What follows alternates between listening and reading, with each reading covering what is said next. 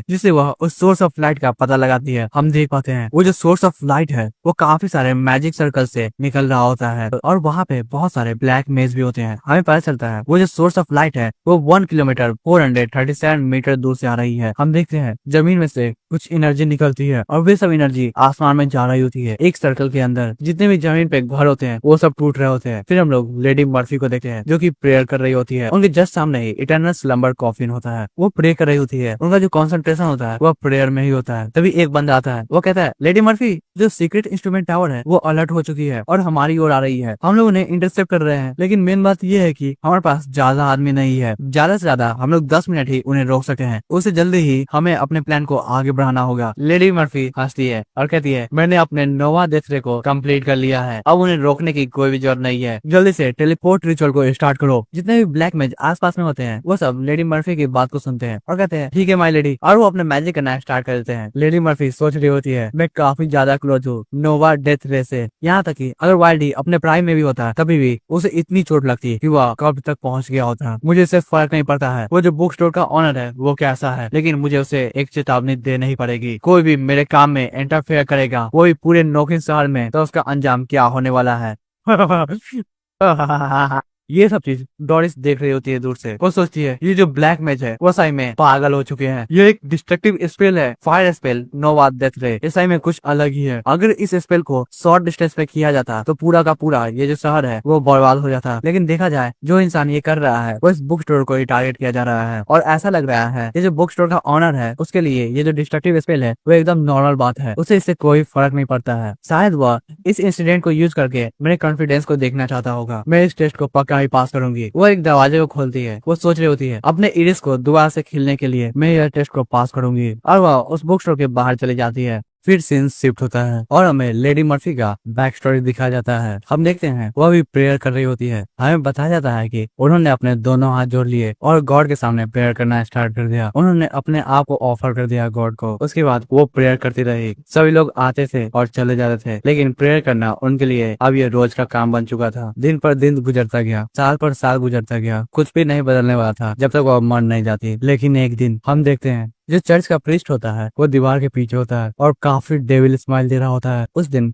Lady Murphy नर्क में चली गई थी। वो प्रीस्ट आता है और लेडी मर्फी के साथ जबरदस्ती करने लगता है, जबकि जो गॉड का स्टैचू होता है वो उन सबके जस्ट सामने ही होता है। लेकिन तब भी प्रीस्ट को थोड़ी भी शर्म नहीं आ रही होती है। लेडी मर्फी को समझ नहीं आ रहा होता क्यों उनके साथ ही क्यों ये जो दयालु बीस्ट है वो अब बीस्ट की तरह व्यवहार करने लगा है और ये सब उनके ही साथ क्यों हो रहा है। उस समय भी वो एक ही काम कर सकती थी और उन्होंने दोबारा से अपने हाथों को जोड़ा और प्रेयर करना स्टार्ट कर दी। हम देखते हैं उनकी आंखों से आंसू आ रहे होते हैं। जब वो प्रेयर करना स्टार्ट करती है वो कहती है प्लीज मुझे बचा लीजिए, प्लीज मैं मरना नहीं चाहती हूँ। तभी वो जो स्टैचू है वो धीरे धीरे टूटना स्टार्ट हो जाता है और हम देखते हैं उस स्टैचू में से कॉफिन ऑफ स्लम्बर निकलता है जो की उस पेस्ट को मार देता है। थोड़ी देर बाद जो लेडी मर्फी होती है वो खड़ी होती है। वो कहती है मैं बच गई। मर्फी को समझ में नहीं आया वो उस दिन क्यों बच गई थी। बस वो एक ही चीज जानती थी वो जो टूल उस स्टैचू से निकला है वो गॉड ने दिया है। उसके प्रेयर के इनाम में उसका जितना भी प्रेयर था वो सब आंसर कर दिया गया है। वो बस यही सोच पा रही थी। वो जो टूल उसके सामने है वो गॉड ने उसे गिफ्ट दिया है और वो उसका पर्सनल ट्रेजर है। उस टूल का नाम था कॉफिन ऑफ इटर्नल स्लम्बर, एक ऐसा मैजिकल टूल जो कि डिस्ट्रक्टिव स्पेल को कंटेन करके रखता है, जो कि रिजरेक्शन और डेथ यानी कि कोई भी इससे जिंदा हो सकता है और मर सकता है। ये काफी खतरनाक है और उसके ताकत के बदौलत जो मर्फी है उसने अपना स्कारलेट कर्ड को एस्टेब्लिश कर लिया, वो भी अपने बैस्टन ऑफ पावर के लिए। उसके जितने भी पर्सनल पावर थे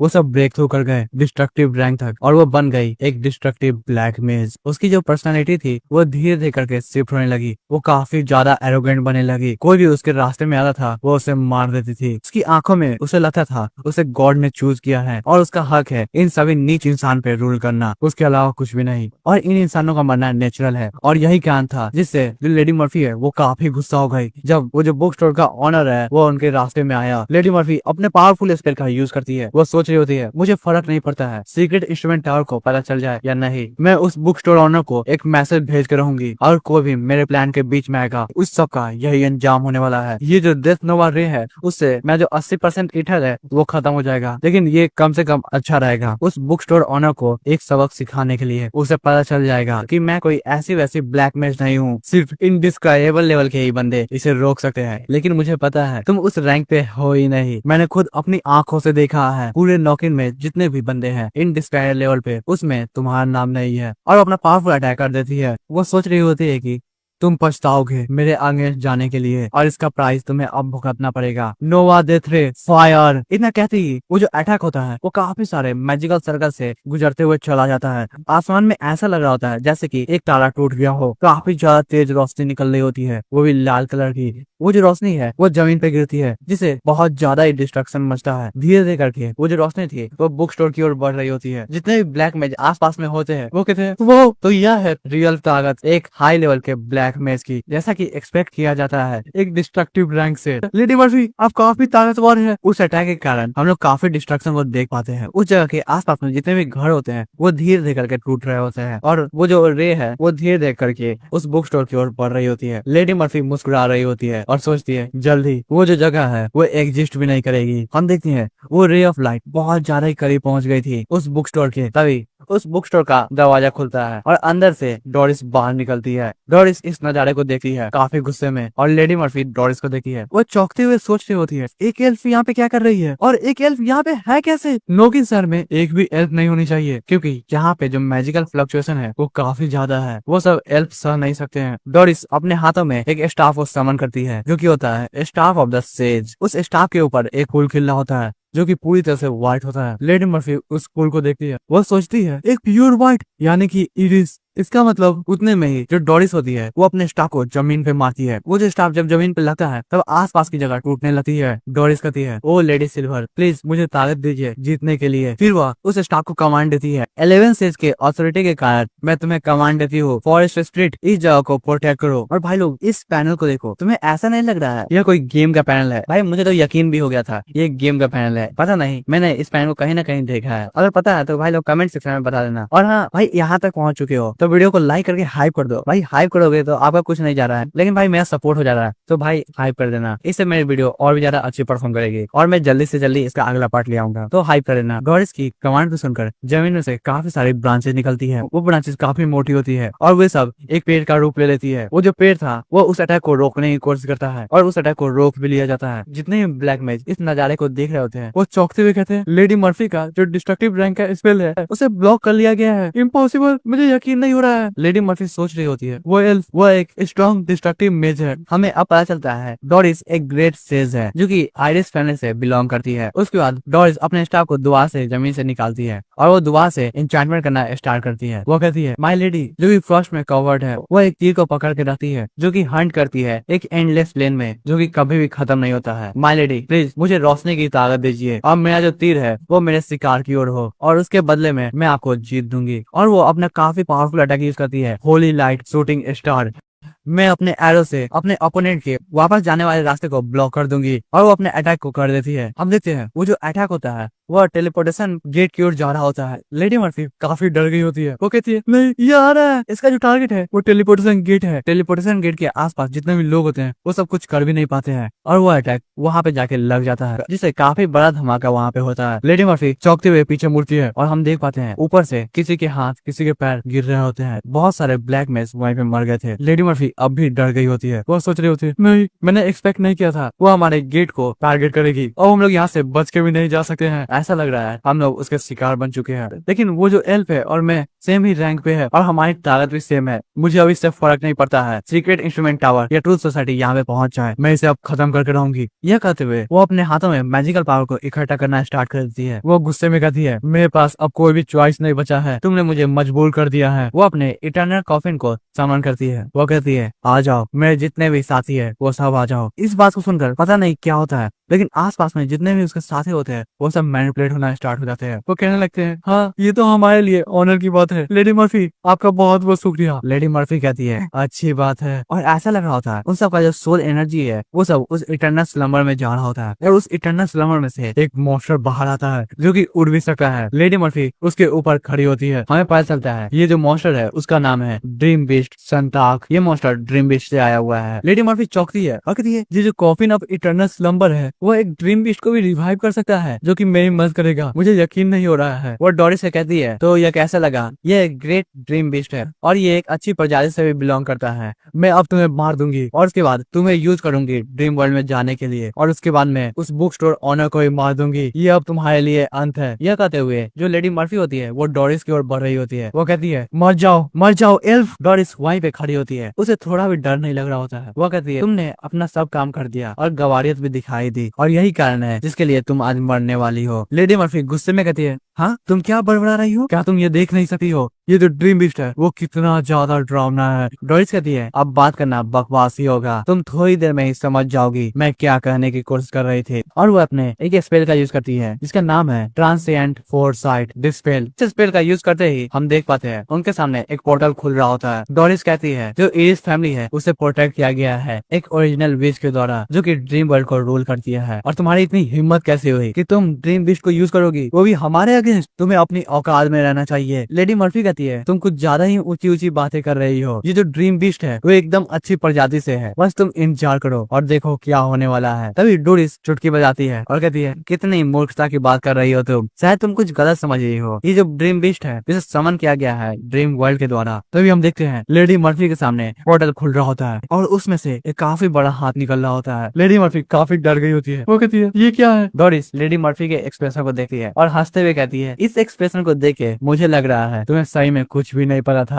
जो ग्रेट बीस्ट शतांक है वह मेमिस का सबसे ज्यादा खराब बीस्ट है और इसी कारण उसे ड्रीम बीस्ट से निकाल दिया गया है। अब तुम इसका सामना करो नाइट गॉन्ट। और भाई नाइट गॉन्ट को देखो, लिटरली भाई काफी डरावना नहीं लग रहा है। जहाँ पे उसकी आंखें हैं और उसका मुंह है भाई ये काफी ज्यादा डरावना लग रहा है और वो काफी बड़ा भी है। शतांग के सामने वो जो नाइट गैंट है वो कुछ ज्यादा ही बड़ा है। और अगले ही पल हम देखते हैं जो नाइट गॉन्ट होता है वो लेडी मर्फी को अपने हाथों से मसल देता है। डोरिस अपने बालों को ठीक करती है और कहती है शायद तुम मुझे अगले जन्म में याद करो, ये तो मेरे लिए कुछ भी नहीं था। तभी हम लोग उस बुक स्टोर के अंदर का सीन देखते हैं जहाँ पे सभी कुछ हिल रहा होता है। लिन कहता है ऐसा क्यों लग रहा है, जो जमीन है वो कांप रही है, क्या यहाँ पे अर्थक्वेक आया है। फिर वो अपने चाय के कप को नीचे रखता है और खिड़की के पास जाता है। वह सोच रहा होता है जो नेचुरल डिजास्टर है नोकिन में वो काफी बढ़ रहा है। मैं आशा करता हूँ जो यंग लेडी होगी वो ठीक होगी। मैं अब बाहर कुछ देख भी नहीं पा रहा हूँ, पूरा अंधेरा हो चुका है, लेकिन जो कार की लाइट है वो बंद हो चुकी है। ऐसा लग रहा है उन दोनों के बीच जो बातचीत चल रही है वो एकदम अच्छी है। शायद मुझे भी बाहर जाना चाहिए और देखना चाहिए। तभी डोरिस अंदर आती है और कहती है मुझे माफ कर दीजिएगा, मैंने कुछ ज्यादा ही लंबा समय लगा दिया है, लेकिन सब कुछ ठीक हो चुका है। मैं आशा करती हूँ आप डिस्टर्ब नहीं हुए होंगे। तो ठीक है, हमने जहाँ पे अपने बात को खत्म किया था वहीं से शुरुआत करते हैं। डोरिस कहती है मुझे माफ कर दीजिएगा, मैंने आपको काफी इंतजार कराया। मैं आशा करती हूँ ज्यादा लंबा समय नहीं लगा होगा, लेकिन जितने भी काम थे वो खत्म हो चुके हैं। मैं उम्मीद करती हूँ आप डिस्टर्ब नहीं हुए होंगे। लिन डोरिस की ओर देखता है, वो सोच रहा होता है इसका जो चेहरा है वो थोड़ा सा पीला पड़ चुका है, लेकिन इसके जो कपड़े है वो अभी तक भीगे नहीं है, यानी कि इसने ज्यादा मेहनत नहीं की है जैसा कि नोबिलिटी से एक्सपेक्ट किया जाता है। वो टेबल पे हाथ रखता है और कहता है ठीक है, तेज बारिश के कारण मुझे बाहर की आवाज नहीं आई है, पूरा आवाज खत्म हो गया था। डोरिस लिन की बातों को सुनती है। वो सोच रही होती है बारिश ने सभी नॉइज को कैंसिल कर दिया। मैंने तो जानबूझ के एक ऐसे स्पेल का यूज किया था जिससे आवाज न हो और ना ही इन्हें थोड़ा भी प्रॉब्लम हो। यहाँ तक कि मैंने फॉरेस्ट सेंचुरी का भी यूज किया था जिससे जो भी अटैक इस बुक स्टोर की ओर आ रहे थे वो सब ब्लॉक हो गए थे। ये इम्पॉसिबल है कि इन्हें ये सब पता ही नहीं चला होगा। ये सब क्रेडिट बारिश को दे रहे हैं। क्या इनके शब्दों के पीछे कोई छुपा हुआ मतलब है जिसके बारे में मुझे पता नहीं चल रहा है? क्या ये कहना चाहते हैं नोकिन में जो भी कुछ हो रहा है वो सब बारिश के कारण है? क्यों ना हंटर्स हो, मेजेस हो, सीक्रेट इंस्ट्रूमेंट टावर और ट्रूथ सोसाइटी वो सब इन्वॉल्व है। अगर उन सब चीजों से कंपेयर किया जाए तो दो डिस्ट्रक्टिव मैच बस फाइट कर रहे थे। ये तो बस समुद्र में एक बूंद पानी डालने बराबर होता है। हमारा जो बैटल था वो एकदम फालतू था। तो क्या ऐसे पावरफुल लोग सोचते हैं उनकी नजरों से जो दुनिया है वो एकदम फालतू है?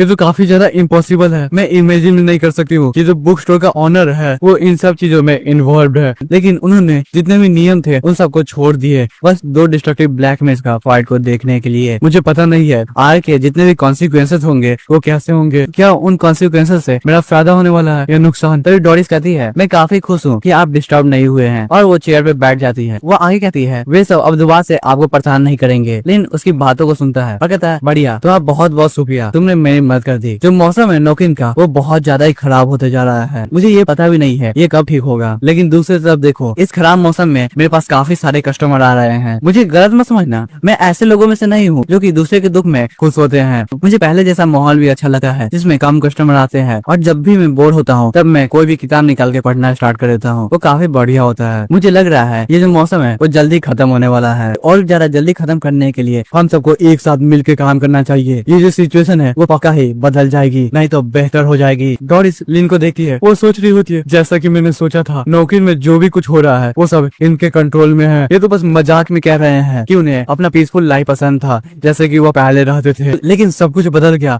अभी जो भी प्लान चल रहा है वो सब इनके कंट्रोल में है। अगर सीधे शब्दों में कहूँ तो ये बोर हो गए थे बस वही किताबें पढ़ के और कस्टमर को अटेंड करके, और ना ही ज्यादा कस्टमर इनके बुक स्टोर पे आया करते हैं। लेडी सिल्वर, मुझे डर लग रहा है, आपने किस बंदे को फेवर कर दिया है? इसकी पर्सनैलिटी काफी ज्यादा अजीब है। तभी लिन डोरिस के चेहरे को देखा है, वो सोच रहा होता नहीं ये थोड़ी अच्छी नहीं दिख रही है, कुछ तो गड़बड़ चल रहा है। तभी उसे रियलाइज होता है, वो सोचता है मैं कैसे भूल सकता हूँ, ये भी बारिश में बाहर गई थी और बाहर काफी तेज हवा भी चल रही है। ये जो यंग लेडी होगी वो थक गई होगी और मैं इसे बातों में उलझा जा रहा हूँ, मुझे इसे कुछ गर्म ऑफर करना चाहिए। तभी वह चाय के कप को आगे बढ़ाता है, वो सोच रहा होता है मुझे कैसे भी करके इससे अच्छा महसूस कराना होगा, इससे मुझे काफी फायदा हो सकता है। ये एक नोबल फैमिली से है, नहीं मैं अपने कस्टमर का ट्रस्ट को जीत सकता हूँ। वो कहता है चलिए टॉपिक को चेंज करते हैं, आपका बहुत बहुत शुक्रिया, आपने जो भी मेरे लिए किया है। आपको थोड़ा चाय लेना चाहिए और आराम करना चाहिए। तो डोरिस होती है वो चाय के कप को उठाती है और कहती है आपका बहुत बहुत शुक्रिया। वो सोच रही होती है मुझे अब अच्छे से व्यवहार करना चाहिए और साथ ही इन्हें गुस्सा नहीं दिलाना चाहिए। आफ्टर ऑल मेरी फैमिली का जो किस्मत है वो इनके हाथों में है। और वह ये सोचते हुए उस चाय को पीती है। जैसे वो पीती है उनका जो एक्सप्रेशन होता है वो पूरी तरीके से चेंज हो जाता है। वो सोचती है ये चाय ये काफी अमेजिंग है, इसमें कोई भी इम्प्योरिटीज नहीं है, साथ ही इसमें चाय के पत्तों की एकदम अच्छे से टेस्ट आ रहा है, और ये जो चाय है वो मेरे बॉडी को गर्म किया जा रहा है। यही तो नेचुरल फीलिंग एल्फ को चाहिए होती है। लेकिन मैं जानती हूँ जो इंसान रहते हैं नौकरी में उन्हें रेड टी पसंद है जो कि मिल्क और शुगर से बना हुआ होता है। ऐसा लग रहा है ये जो चाय है वो स्पेशली एल्फ के लिए प्रिपेयर किया गया है, जैसा कि लेडी सिल्वर के फेवरेट पर्सन से एक्सपेक्ट किया जाता है। वो हर एक डिटेल पे अटेंशन देता है। दूसरी तरफ हमें पता चलता है कि लिन ने एक नॉर्मल सा ग्रीन टी प्रिपेयर किया होता है। डोरिस दूसरी तरफ सोच रही होती है दो डिस्ट्रक्टिव मैच के बीच की फाइट भी इन्हें परेशान नहीं कर पाई, यहाँ तक कि इन्होंने अपने कंपोजर को रखते हुए चाय को भी प्रिपेयर किया है। जैसा कि मैंने सोचा था ये जो बैटल है वो मेरे लिए टेस्ट है, और इनको देखते हुए मैं कह सकती हूँ काफी अच्छे मूड में है। तभी वो कहती है चाय के लिए आपका शुक्रिया, अगर सब कुछ सही है तो क्या हम लोग शुरुआत कर सकते हैं जहाँ पे हमने अपने बात को छोड़ा था। लिन कहता है ऑफ कोर्स मैं आपकी मदद कर सकता हूँ जितने भी प्रॉब्लम्स है आपके पास, लेकिन तभी भी जो रास्ता है वो इतना भी ज्यादा आसान नहीं होने वाला है। ये रास्ता लंबा और कठिनाई से भरा हुआ है। मैं जितना कर सकता हूँ उतनी मदद तो करूंगा ही, लेकिन सब कुछ आपके कोऑपरेशन पे डिपेंड करता है। आप मेरे साथ जितना कोऑपरेट कीजिएगा उतना ही आपके लिए अच्छा होगा। लिन सोच रहा होता है हाँ मुझे कैसे भी करके इसे सिंपैथी देनी होगी और बताना होगा ये जो टास्क है वो कितना ज्यादा डिफिकल्ट है। उसके बाद तो ये मेरे पास बार बार आएगी और इससे मैं कुछ ज्यादा ही चार्ज कर सकता हूँ। डोरिस ध्यान से इस बात को सुन रही होती है। लिन सोचता है ये जो टास्क है उसे में काफी ज्यादा डिफिकल्ट होने वाला है। ऑनर और रिकॉग्निशन वही चाबी होती है एक नोबल हाउस के लिए, और वो काफी ज्यादा इम्पोर्टेंट होता है। और किसी भी नोबल हाउस को दोबारा से ऊपर आना है तो उसके अपने ऑनर को बढ़ाना होगा।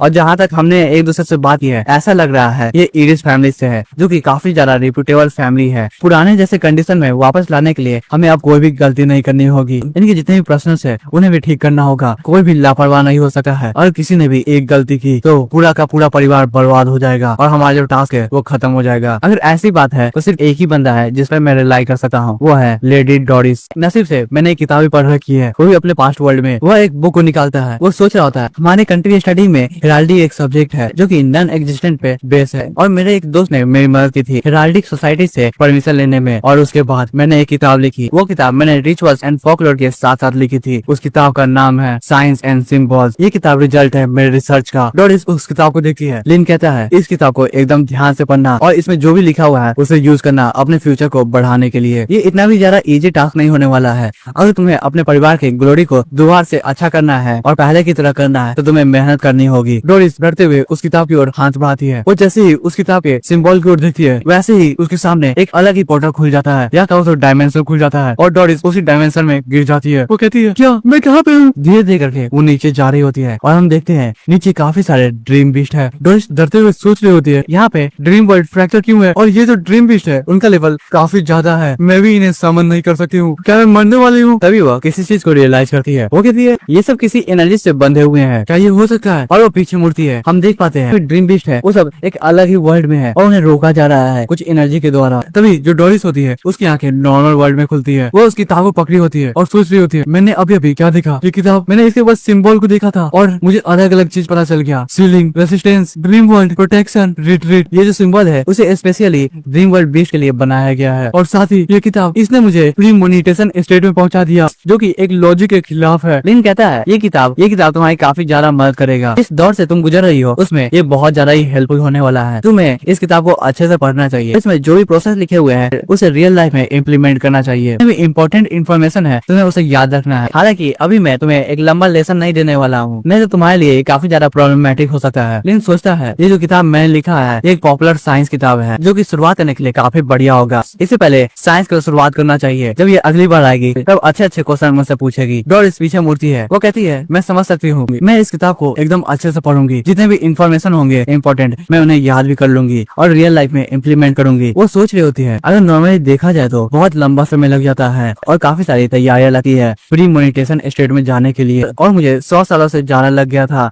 लेडी सिल्वर के बारे में क्लू इकट्ठा करने के लिए, और वो जो क्लू था वो भी इतना ज्यादा इजी नहीं था, वो काफी कंफ्यूजिंग था। लेकिन ये जो किताब है उसने मुझे इंस्टेंटली प्री मोनिटेशन स्टेट में भेज दिया। वहाँ पे कितना ज्यादा अमाउंट ऑफ पावर था, वो भी इतने छोटे से सिंबल में। मुझे पता नहीं है इस किताब में और कितनी नॉलेज भरी होगी, और इस बुक स्टोर में वो तो और भी ज्यादा होगी। यहाँ पे तो ज्ञान का समुंदर है। तभी लिन कहता है हाँ मैं तो मेंशन करना भूल ही गया था, इसमें तुम्हारा जो परिवार है वो भी इन्वॉल्व है। तो मैं सजेस्ट करता हूँ तुम्हारे परिवार को भी ये किताब पढ़नी चाहिए और जितने भी इन्फॉर्मेशन है याद रखनी चाहिए, जिस कारण मुझे ज्यादा समय बर्बाद करने की जरूरत नहीं होगी और तुम्हारा जो परिवार है वो बहुत ज्यादा ही ऊपर पहुंच जाएगा। तुम्हें पता होना चाहिए मेरे पास काफी सारे कस्टमर है और वो मुझसे लगातार मिलने आते रहते हैं, इस कारण मैं तुम पे इतना ज्यादा समय बर्बाद नहीं कर सकता हूँ। डोरिस इस बात को सुनकर डर गई होती है। लिन मन में हंसते हुए सोच जाता है हाँ बस मुझे ऐसे ही इसे बताना होगा मेरी जो सर्विस है वो कितनी ज्यादा लिमिटेड है और इसे पता होना चाहिए ये कितना ज्यादा बेहतर है। जब तक इसे पता नहीं चलेगा ये कितना ज्यादा अर्जेंट है ये मेरे इंपोर्टेंस को नहीं समझेगी। डोरिस कहती है हाँ मैं समझ सकती हूँ, ये जो किताब है वो काफी कीमती है और इसे काफी सारे कॉपी भी होंगे, तो मैं सारी कॉपीज खरीद लूंगी अपने परिवार वालों के लिए और वे सब भी इसे अच्छे से पढ़ेंगे। हम लोग आपके कमांड को एकदम ऊपर रखेंगे। लिन उसकी बातों को सुनता है और सोच रहा होता है मुझे ऐसा क्यों लग रहा है ये समझ गई है लेकिन नहीं समझी है, मुझे ज्यादा नहीं सोचना चाहिए। यहाँ पे एक प्रॉफिटेबल डील हो चुका है। वो एक बॉक्स को निकालता है और टेबल पे रखता है, फिर वह बुक सेल्फ की ओर बढ़ता है और बुक सेल्फ में जितने भी उसकी कॉपी होती है वो सब निकालने लगता है। जब वो एक बुक को निकालता है तभी वहाँ पे दूसरी बुक आ जाती है, कोई मैजिक से। डोरिस इस चीज को नोटिस करती है। तभी लिन ने सभी किताबों को इकट्ठा कर लिया होता है। वो कहता है मेरे पास इसकी बस 30 कॉपी है, मैं उन सबको पैक कर देता हूँ तुम्हारे लिए। डोरिस सोच रही होती है इतनी कीमती बुक की इतनी सारी कॉपीज कैसे हो सकती है और इन्हें ऐसे ही बेचा जा रहा है, मुझे समझ में नहीं आ रहा है ये जो आदमी है वो कितना ज्यादा ताकतवर है। तभी जो लिन होता है वो टी लिप्स को ऑफर करता है। वो कहता है ये मेरी तरफ से तोहफा समझो, जब तुमने इस टी को टेस्ट किया था तो ऐसा लग रहा था तुम्हें काफी पसंद आया है, अगर तुम्हें और चाहिए तो तुम दोबारा से मेरे बुक स्टोर को विजिट कर सकती हो, प्लीज दोबारा आना। डोरिस कहती है मैं भी काफी ज्यादा खुश हूँ, आपने मुझे गाइडेंस दिया है। अगर हमारे फैमिली की जो ग्लोरी है वो दोबारा से पहले की तरह हो गई तो जो इरिस फैमिली है वो आपके लिए पालतू कुत्ते की तरह काम करेंगे।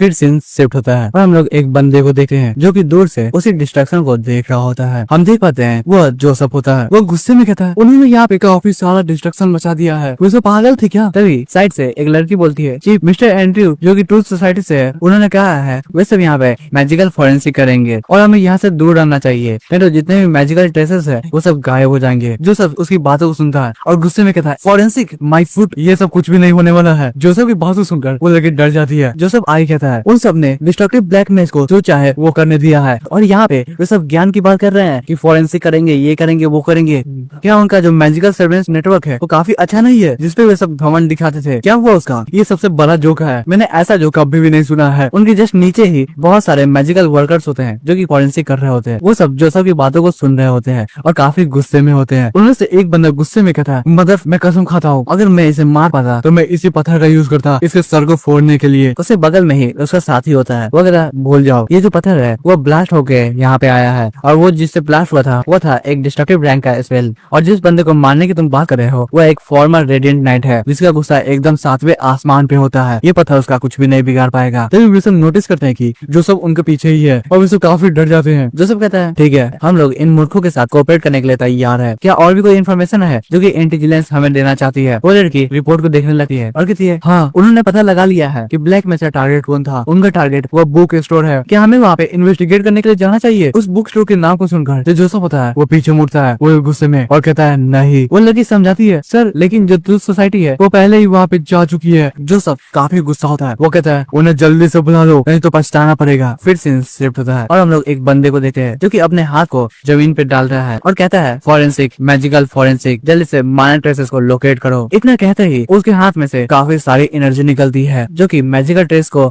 इकट्ठा कर रही होती है। वो बंदा कहता है जितने भी ब्लैक मैच है वो सही में पागल थे, उन्होंने एक डिस्ट्रक्टिव रैंक का स्पेल यूज किया, वो भी यहाँ पर। मुझे ये भी मेंशन करना चाहिए, मैजिकल सर्वेंस नेटवर्क ने डिटेक्ट भी नहीं किया यहाँ पे जो भी हुआ है, जो कि वो सबसे ज्यादा इंपॉर्टेंट है। ऐसा लग रहा है यहाँ की जो सिचुएशन है वो काफी खराब है। हमें पता चलता है ये बंदा ब्रायन होता है, जो कि ट्रुथ सोसाइटी का एक स्कॉलर है। वो किसी चीज को उठाता है और कहता है या तो ब्लैक मैच ने एक रास्ता निकाल लिया है कि वो कैसे मैजिकल सर्वेंस नेटवर्क को चकमा दे सकते हैं, नहीं तो ट्रुथ सोसाइटी में एक गद्दार बैठा हुआ है। फिर वो कहता है सीरियसली मैं एक सिविल सर्वेंट हूँ, मुझे फोरेंसिक करना ही नहीं चाहिए, मैं यहाँ पे कर क्यों रहा हूँ? मेरी जो स्पेशलिटी है वो लॉजिस्टिक सपोर्ट में है, मैं अल्केमी के टूल को एक जगह से दूसरी जगह पे ट्रांसपोर्ट करता हूँ। फिर वो रिपोर्ट को देखा है और कहता है इस रिपोर्ट में काफी सारे नाम है। पहला नाम है स्कारलेट कल्ट के लीडर का प्रीकेंट मर्फी और उनके बाकी सारे ब्लैक मेजेस का। अटैक के मेथड को देखा जाए तो कुछ ऐसा हुआ होगा और वो प्रेडिक्शन करना स्टार्ट करता है। पहला प्रेडिक्शन उसका रहता है कि जो स्कारलेट कल्ट है उसने रिटेलिएट किया होगा और किसी को टारगेट किया होगा जो भी उनके ऑपरेशन के बीच में होगा।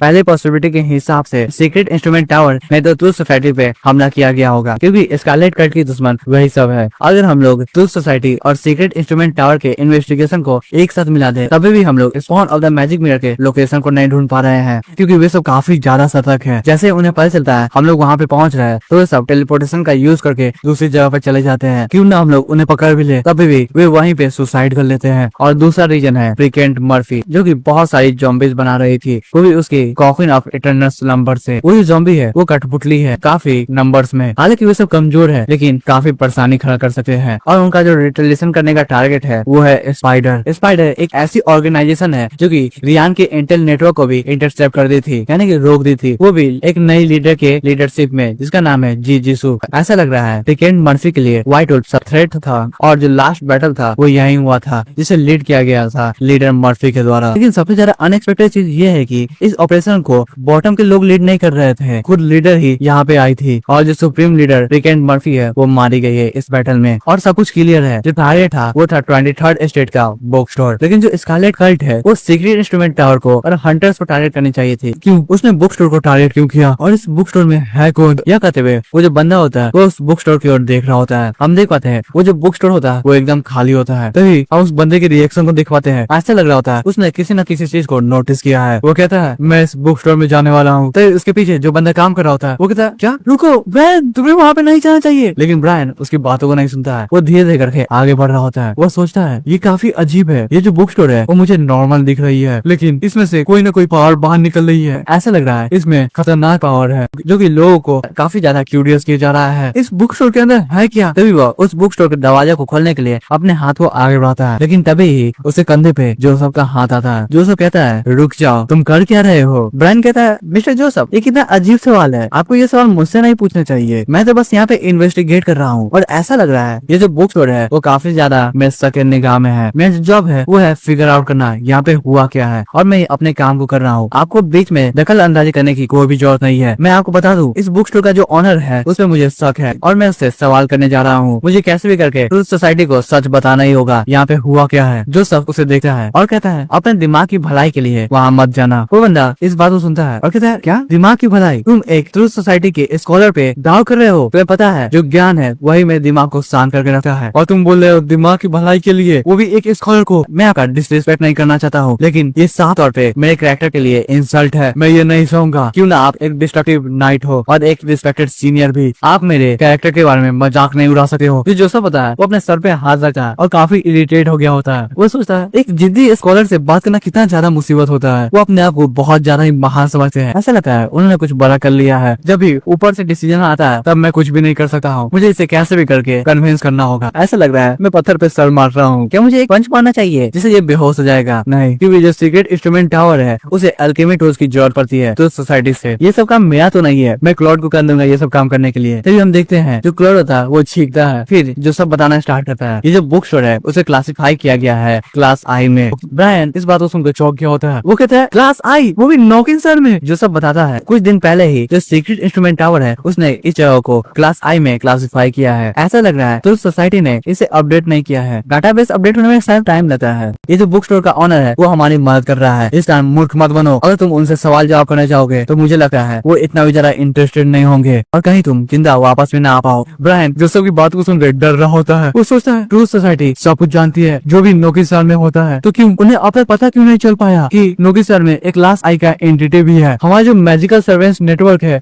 वो काफी ज्यादा तेज इंसानों के द्वारा बनाया गया है, जिसमें कोई भी गलती नहीं है। ऐसा लगता ही नहीं है कि हमने थ्योरी का एक भी पार्ट मिस किया है। तो ये कैसे हो सकता है? ये तो इम्पॉसिबल है। जोसेफ ब्रायन के चेहरे को देखता है और कहता है, क्या तुम्हें मुझ पर शक हो रहा है या लग रहा है कि मैं झूठ बोल रहा हूँ? तो मुझे ये बताओ, एक डिस्ट्रक्टिव ब्लैक मैन ने एक डिस्ट्रक्टिव रैंक के स्पेल को एक्टिवेट किया, तो तुम्हारा जो क्या नाम था उसका, कोई नेटवर्क था ना, उसने डिटेक्ट क्यों नहीं किया? ये तो भला है इस बुक स्टोर के ऑनर का, जिसने उस अटैक को रोक लिया। तुम लोग इतना ज्यादा भी तेज नहीं हो। जितना सीक्रेट इंस्ट्रूमेंट टावर है वो सब पहले यहाँ पे इन्वेस्टिगेट करने के लिए आ गए थे। तुम लोग को पहले अपने आप को इन्वेस्टिगेट करना चाहिए। तुम सबको इतनी देरी कैसे होती है? और तुम्हारा जो क्या नाम था उसका, हाँ जो भी हो तुम्हारा नेटवर्क, उसने डिटेक्ट क्यों नहीं किया? उस बारे में इन्वेस्टिगेट करो। ब्रायन कहता है वो तभी जो बुक स्टोर का दरवाजा होता है वो खुलता है और उसमें से डोरिस बाहर निकलती है। ब्रायन और जोसेफ डोरिस को देखते हैं। ब्रायन काफी ज्यादा चौंका होता है। वो कहता है एक एल्फ नोकिन में कर क्या रही है? और ये तभी जोसेफ उस एल्फ को देखता है। वो सोचता है हाँ मैं सही था, ये जो बुक स्टोर का ऑनर है वो एक नोबल एल्फ है। एल्फ जो होते हैं वो काफी लंबे समय तक जीते हैं और काफी ज्यादा घमंडी होते हैं अपने प्रजाति को लेकर, और एल्फ को इंसानों के साथ रहने में काफी ज्यादा प्रॉब्लम होती है। ये जो एल्फ बुक स्टोर से बाहर आई है वो एक नॉर्मल एल्फ नहीं है, वो एक प्योर ब्लड लाइन की एल्फ है। और साथ ही इसके चेहरे को देखो, जब भी वो उस बुक स्टोर को देख रही है इसका एक्सप्रेशन मुझे बता रहा है वो काफी ज्यादा रिस्पेक्टफुल है उस बुक स्टोर के ऑनर को लेकर। ऐसा लग रहा है मेरा भी समय आ चुका है, मुझे उस बुक को लौटा देना चाहिए जो कि मैंने लिया है, जिससे जो कैंडेला है वो अपने नए ऑनर को ढूंढ सकेगा। तभी वो एल्फ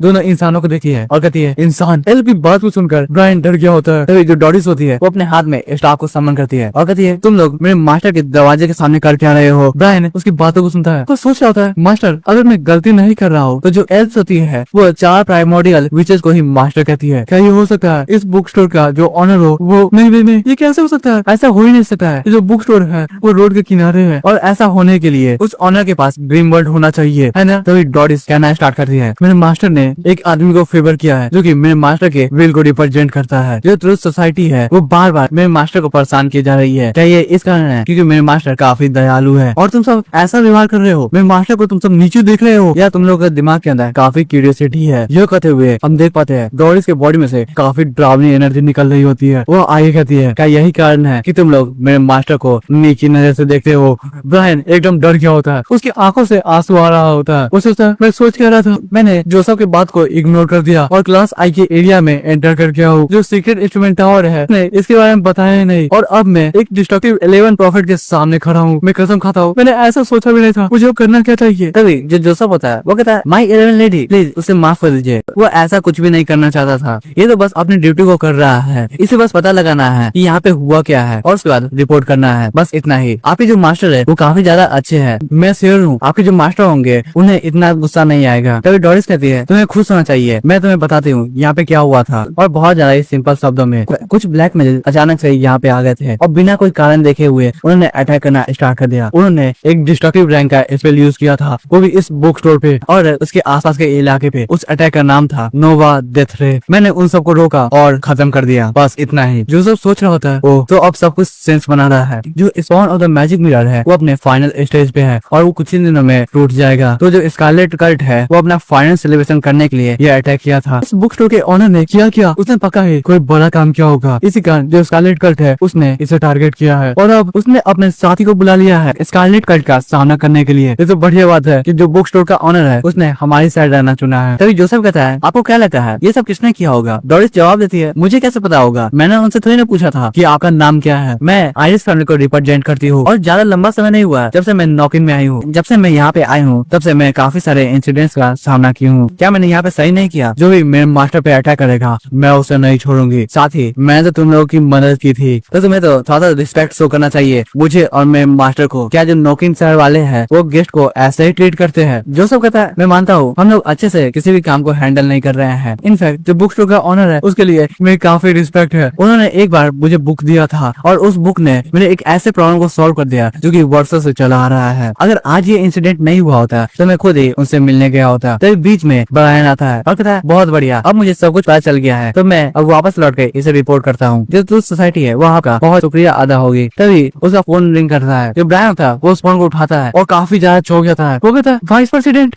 वाइस प्रेसिडेंट कहते हैं बायरन ये जो कम्युनिकेटर है वो इरिस फैमिली के ग्रेट सेल्स को दो। ब्रायन वो कम्युनिकेटर डोरिस को देता है। तभी वाइस प्रेसिडेंट कहते हैं डोरिस 300 साल हो चुके हैं, अब तुम कैसी हो? डोरिस एकदम चौंक गई होती है। वो कहती है एंड्रयू। और हमें वाइस प्रेसिडेंट के टेबल पे डोरिस की तस्वीर दिखाई जाती है जो कि एक बच्चे के साथ होता है। फिर हमें वाइस प्रेसिडेंट का बैक स्टोरी दिखाया जाता है। हम लोग 300 साल पहले की स्टोरी को देखते हैं। ये जगह आइस फैमिली का सेटलमेंट होता है। हम देख पाते हैं बहुत सारी एल्फ कह रही होती है मेरे प्यारे एंड्रयू क्या तुम सही में हम लोग को छोड़ के जा रहे हो? दूसरी एल्फ कहती है तुम हम लोग के साथ थोड़ी देर और क्यों नहीं रहते हो? तभी हम एक बंदे को देखते हैं जो कि एंड्रयू होता है। वो चलते हुए आगे बढ़ता है और कहता है मैं तुम लोगों का धन्यवाद करना चाहता हूँ, तुम लोग बहुत ज्यादा ही प्यारी हो और तुम लोगों ने मेरा देखभाल बहुत ही अच्छे से किया है। मैंने तुम सबसे काफी कुछ सीखा है, लेकिन मुझे अपने रास्ते को कंटिन्यू करना ही होगा और कैसे भी करके तो सोसाइटी का जो रिसर्च है उसे कंप्लीट करना होगा। हालांकि मुझे भी काफी ज्यादा डिफिकल्टी होगी क्योंकि मैं पहले से ही देर कर चुका हूँ। मैं आशा करता हूँ तुम लोग यह बात समझोगी। हम देखते हैं ये बंदा अभी फर्स्ट ग्रेड का रिसर्चर होता है एंड्रयू रसेल। एंड्रयू कहता है तुम्हें चिंता करने की कोई भी जरूरत नहीं है, चाहे कितना भी समय क्यों न बीत जाए, तुम्हारी जो सुंदरता है वो क्यों न खत्म हो जाए, लेकिन वो मेरे दिल में रहेगी, वो हमेशा ही एकदम जिंदा रहेगी। वो एक एल्फ के पास जाता है और कहता है ये कितनी शर्म की बात है कि मैं तुम्हारे जैसे क्यूट फेस को अपने बगल में नहीं रख सका हूँ और दिन भर उसकी तारीफें नहीं कर सका हूँ। अगर मैं यहाँ पे थोड़ी देर और रुक पाता तो पक्का ही तुम्हारे साथ आता था और एक ऐसे मेमोरी को अपने पास बैठा के रखता जो कि मैं कभी भी ना भूल पाऊँ। वो जो एल्फ होती है वो काफी शर्मा गई होती है। वो कहती है एंड्रयू यहाँ पे नहीं। हम देख पाते हैं एंड्रयू उस एल्फ के काफी करीब आ रहा होता है। वो कहती है सभी लोग देख रहे हैं। अचानक ही उन सबके पीछे डोरिस आ जाती है। वो कहते हैं ठीक है हमारे गेस्ट को परेशान करना आप बंद करो। डोरिस की बातों को सुनकर सभी लोग वहाँ से भाग जाते हैं। वो कहते हैं ये लेडी सेज है हमें यहाँ से भागना चाहिए नहीं तो वो हमें बहुत डांटेगी। तभी एंड्रयू पीछे मुड़ता है शर्माते हुए और कहता है लेडी डोरिस। लेडी डोरिस कहती है मेरे इंसानी गेस्ट क्या तुम आज घर जा रहे हो? डोरिस कहता है मैं आपको फेयरवेल करने ही वाला था माय ब्यूटीफुल लेडी, क्या आपने अपना एक और प्रोफेसी को कंप्लीट कर लिया है? डोरिस कहती है नहीं ये सबसे ज्यादा इम्पोर्टेंट प्रोफेसी है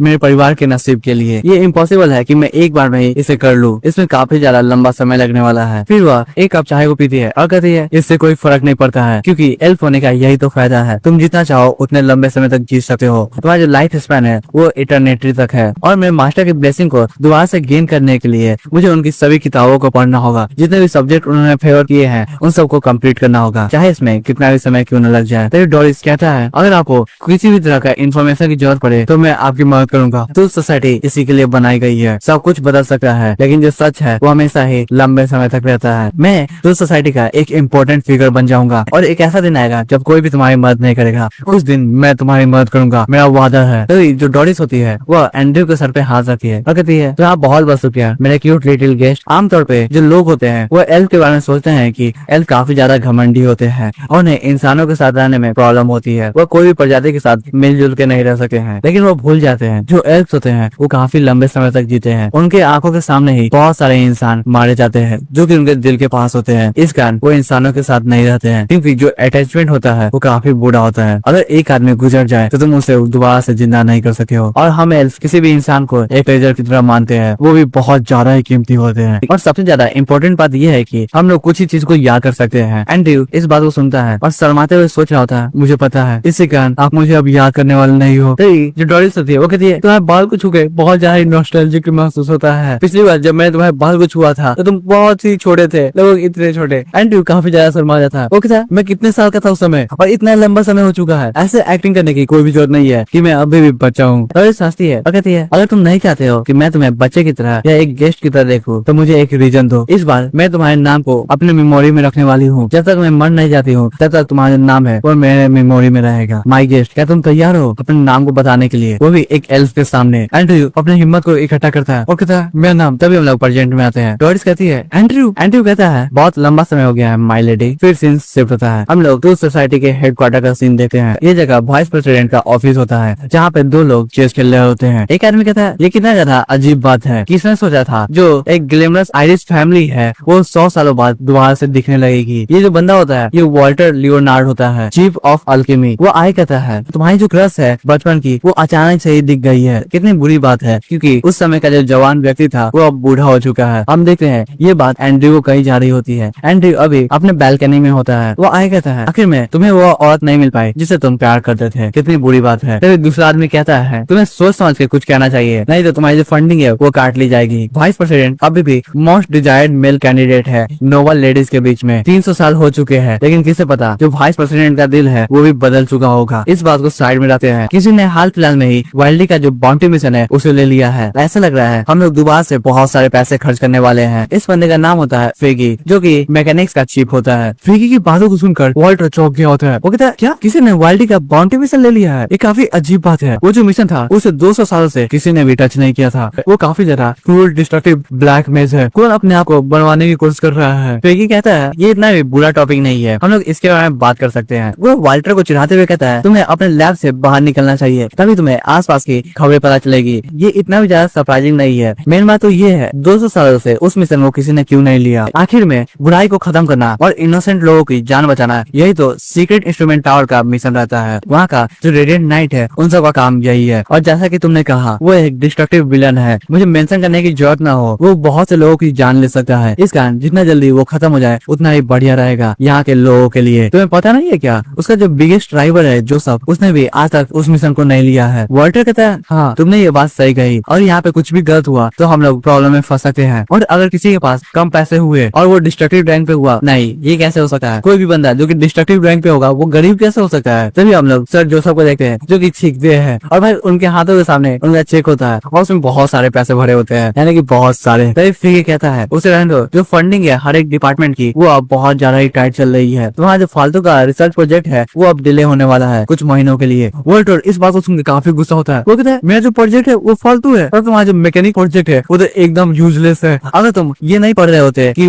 बालों को कैसे धोना है वो भी उल्टा होके, तब हम लोग एक मल्टी फंक्शनल चॉकिंग कॉलर बना रहे होते। आखिर में उसे यूज किया जाता सीक्रेट इंस्ट्रूमेंट टावर के द्वारा, जो कि लोगों से पूछताछ करती था। अगर मैं ऑनेस्ट रहूं तो प्रेसिडेंट को उसके लिए फंडिंग देने की जरूरत ही नहीं थी। तभी फिर कहते हैं ये जितना भी अच्छा काम है वो सब मेरे साथी ने किया है, जिसका नाम है हांसेन गॉर्सुच। मैं तुम्हारे सभी फीडबैक को उसे दे दूंगा। मैं उम्मीद करता हूँ उसका जो अगला प्रोडक्ट होगा उसमें वो तुम्हें इन्वाइट करेगा। वॉल्टर कहता है नहीं इसकी जरूरत नहीं है, चलो हम लोग अपने मैच को स्टार्ट करते हैं। तभी वॉल्टर किसी चीज को देख रहा है और वो चौंक गया होता है। वो कहता है मेरे प्यारे फेगी, क्या तुम मुझे डिस्ट्रैक्ट करने की कोशिश कर रहे थे जिससे तुम चीटिंग कर पाओ। फेगी कहता है तुम कितने ज्यादा झूठे इंजाम लगा रहे हो, लेकिन तब भी तुम मेरे बेस्ट फ्रेंड रहोगे, मुझे इससे फर्क नहीं पड़ता है। वॉल्टर चेस के पीस को सही कर रहा होता है। वो कहता है जिसके पास भी बहुत सारे पैसे होंगे वो तुम्हारा दोस्त बन सका है, एक ऐसे आदमी का दोस्त जो कि चालाक हो और निर्दयी हो, वही है फेगी। फेगी कहता है मेरे प्यारे लियोनार्डो, तुम मेरे बारे में काफी गलत हो, लेकिन मुझे कहना होगा मेरी जो रिसर्च है वो काफी यूजफुल है। मैं अब अपना फाइनल स्टेज पे हूँ जिसका नाम है क्ले आइडल। जैसे ही मुझे फिलोसफिकल स्टोन मिल जाएगा वैसे मैं अपने फाइनल स्टेप को कंप्लीट कर लूंगा, उसके बाद सबको दिखा पाऊंगा। ये सब कुछ शुक्रिया है लेडी डोरिस की मदद का। उन्होंने बताया है जो फिलोसफिकल स्टोन है कॉफिन ऑफ इटर्नल स्लम्बर में वो बहुत ज्यादा ही अच्छा है उन सब फिलोसफिकल स्टोन से जो कि तुमने बनाया है अपने एल्केमी मास्टर के द्वारा। वॉल्टर कहता है तू अपने फाइनल स्टेप को जल्दी से कंप्लीट कर लो, मैं इसे लाखों बार सुन चुका हूँ और जैसे ही मुझे लगता है ये कंप्लीट होने वाला है वैसे मेरे हाथ में एक प्रोजेक्ट आ जाता है ये अब फेल हो चुका है और भी ज्यादा फंडिंग की जरूरत है। कभी कभी मुझे लगता है तुम फंडिंग मांगने के लिए ये सब करते हो। फिर इस बात को सुनता है और कहता है ये सब गलती तुम्हारे फिलोसफिकल स्टोन की है,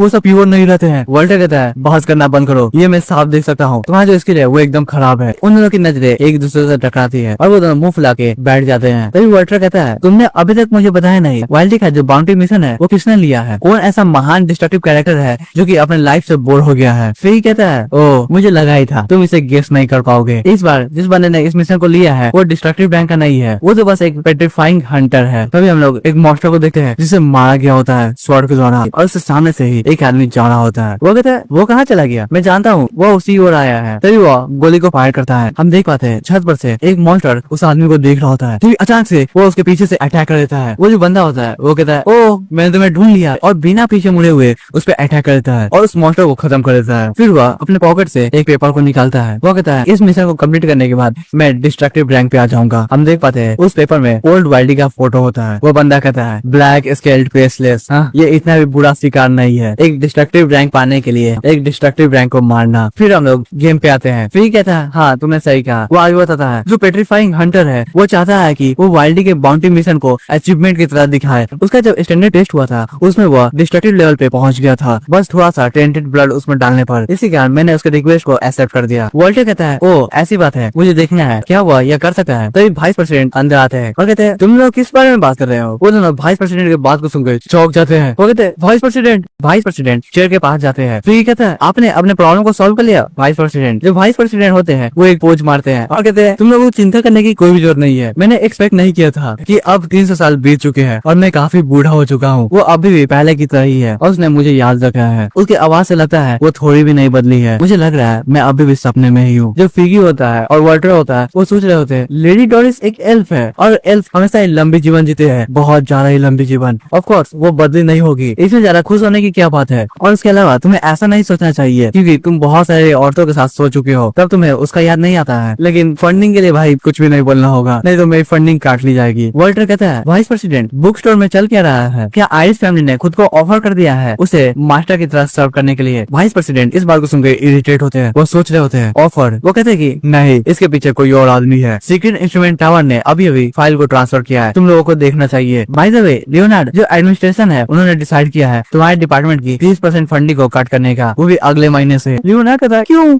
फिर हम लोग एक सप्ताह बाद का सीन देखते हैं। जो गुलाब का फूल होता है वो अच्छे से खिल गया होता है। लिन उसे देखे जा रहा होता है और सोचता है मैं एक सप्ताह का जो मेहनत है वो एकदम कामयाब हो गया। इसे देखो ये गुलाब कितनी अच्छी तरीके से खिल रहा है, इतना ही बुरा नहीं है, ये काफी सुंदर दिख रहा है। मैं हमेशा से ऐसे प्लांट उगाना चाहता था, लेकिन रियल वर्ल्ड में ऐसे करना बहुत ज्यादा ही मुश्किल होता है। तुम्हें काफी ज्यादा देखभाल करना पड़ता है एक पौधे को। लेकिन देखो मैं इस बार सक्सेस हो गया हूँ, लेकिन सिर्फ एक सप्ताह ही हुआ है और ये जो फूल है वो एकदम अच्छे से खिल गया है। ये काफी अजीब लग रहा है। जो रोज होता है वो एक श्रॉप्स होता है और ये अजीब बात है कि इसमें से सिर्फ एक ही फूल निकला है, इसमें से बहुत सारे फूल निकलने चाहिए थे। लेकिन मिस डोरिस ने कहा है ये एक रेयर प्रजाति है, तो ऐसा लग रहा है इसकी कोई यूनिक प्रॉपर्टीज होगी। मुझे इतना भी कुछ नहीं सोचना चाहिए। साथ ही ऐसा लग रहा है यह गुलाब की एक अलग प्रजाति होगी जो कि गुलाब से काफी ज्यादा मिलता जुलता होगा और ये जो फूल है वो जल्दी से बढ़ता होगा और कम में देखभाल करना पड़ता होगा। यही इसका सेलिंग पॉइंट होगा, मुझे यही लग रहा है। फिर वह उस गुलदस्ता को उठाता है और टेबल पे रख देता है। वो कहता है तुम अपने सबसे ज्यादा सुंदर साइड को अपने कस्टमर को दिखाओगे, अपने बुक स्टोर को डेकोरेट करना ये काफी अच्छा आइडिया होगा। इससे एक अच्छा इंप्रेशन पड़ेगा लोगों पर और वे शायद मेरी किताबों को खरीद लेंगे। जैसा कि बड़े बुजुर्ग कह गए हैं, डिटेल काफी ज्यादा मैटर करता है। फिर वह उबासिया लेता है और कहता है ठीक है, बुक स्टोर खोलने का समय हो चुका है। काफी लंबा समय हो गया जब से मैंने किसी से बात नहीं की है। मुझे लग रहा है क्या मैं आज किसी को अच्छा लेक्चर दे सकता हूँ। जैसे ही वह उस बुक स्टोर को खोलने जा रहा होता है तभी हम लोग देखते हैं वो जो गुलाब का फूल होता है उसमें से एक आंख निकलता है और ऐसा लग रहा है ये कोई मॉन्स्टर्स प्लांट है। फिर सीन शिफ्ट होता है और हम लोग देखते हैं एक आदमी को जिसके हाथ में एक बैग होता है। वो कहता है 23rd स्ट्रीट और एक नॉर्मल सा बुक स्टोर जैसा कि कहा गया था ये वही जगह है। वो कहता है इस बुक स्टोर का जो डिजाइन है वो काफी खराब है। ऐसा नहीं लग रहा है जो बुक स्टोर का ऑनर होगा वो किसी को बुलाना चाहता होगा और बुक बेचना चाहता होगा। ये तो काफी ज्यादा डिजर्टेड एरिया में है, इस जगह पे बुक स्टोर कौन खोलता है। और हमें पता चलता है ये बंदा बॉर्टन एक्रमैन है, एक पेल नाइट वॉचर। वो कहता है अगर मैं इसके बारे में सोचूं तो ऐसा लग रहा है इसे इंटेंशनली किया गया है, इसे कोई भी आदमी बुक खरीदने के लिए यहाँ पे ना आए तो सिर्फ और सिर्फ मैजिक के लिए। चलो देखते हैं क्या मेरा सुपर नेचुरल सेंस यहाँ पे कुछ स्मेल भी कर पा रहा है और मुझे कोई क्लू दे पा रहा है। वो स्मेल करता है और कहता है हाँ मैंने ढूंढ लिया, काफी लंबा समय हो चुका है लेकिन जो ईथर है वो अभी भी यहाँ पे प्रेजेंट है। वो वाइल्डी का ईथर ऑरा, मैं उसे महसूस कर सकता हूँ। ये इतना भी बुरा नहीं था। ब्लैक स्केल्ड फेसलेस, तुम्हारी जो स्किल है वो काफी बढ़िया है लेकिन तब भी तुम मेरे नाक से नहीं बच सकते हो। मुझे सब कुछ पता चल जाता है मेरे नाक से। उसे एक और चीज महसूस होती है। वो सोच रहा होता है इस बुक स्टोर के अंदर से एक अलग सा ऑरा महसूस हो रहा है, एक स्पिरिट क्रिएशन का। और ये कहते हुए हमें पता चलता है ये गार्गोयल का ऑरा होता है। वो कहता है ये इतना भी ज्यादा ताकतवर नहीं है, ऐसा लग रहा है इसे गार्ड करने के लिए रखना कोई बुरा आइडिया नहीं है। अगर कोई कमजोर म्यूटेंट यहाँ पे आएगा तो इस जाल में फंस सकता है, लेकिन मेरे जैसा ताकतवर इंसान कभी भी नहीं फंसेगा। ऐसा लग रहा है जो दोस्त सोसाइटी है वो सही थी। ये जगह वाइल्डी के लिए एक हेडक्वार्टर है,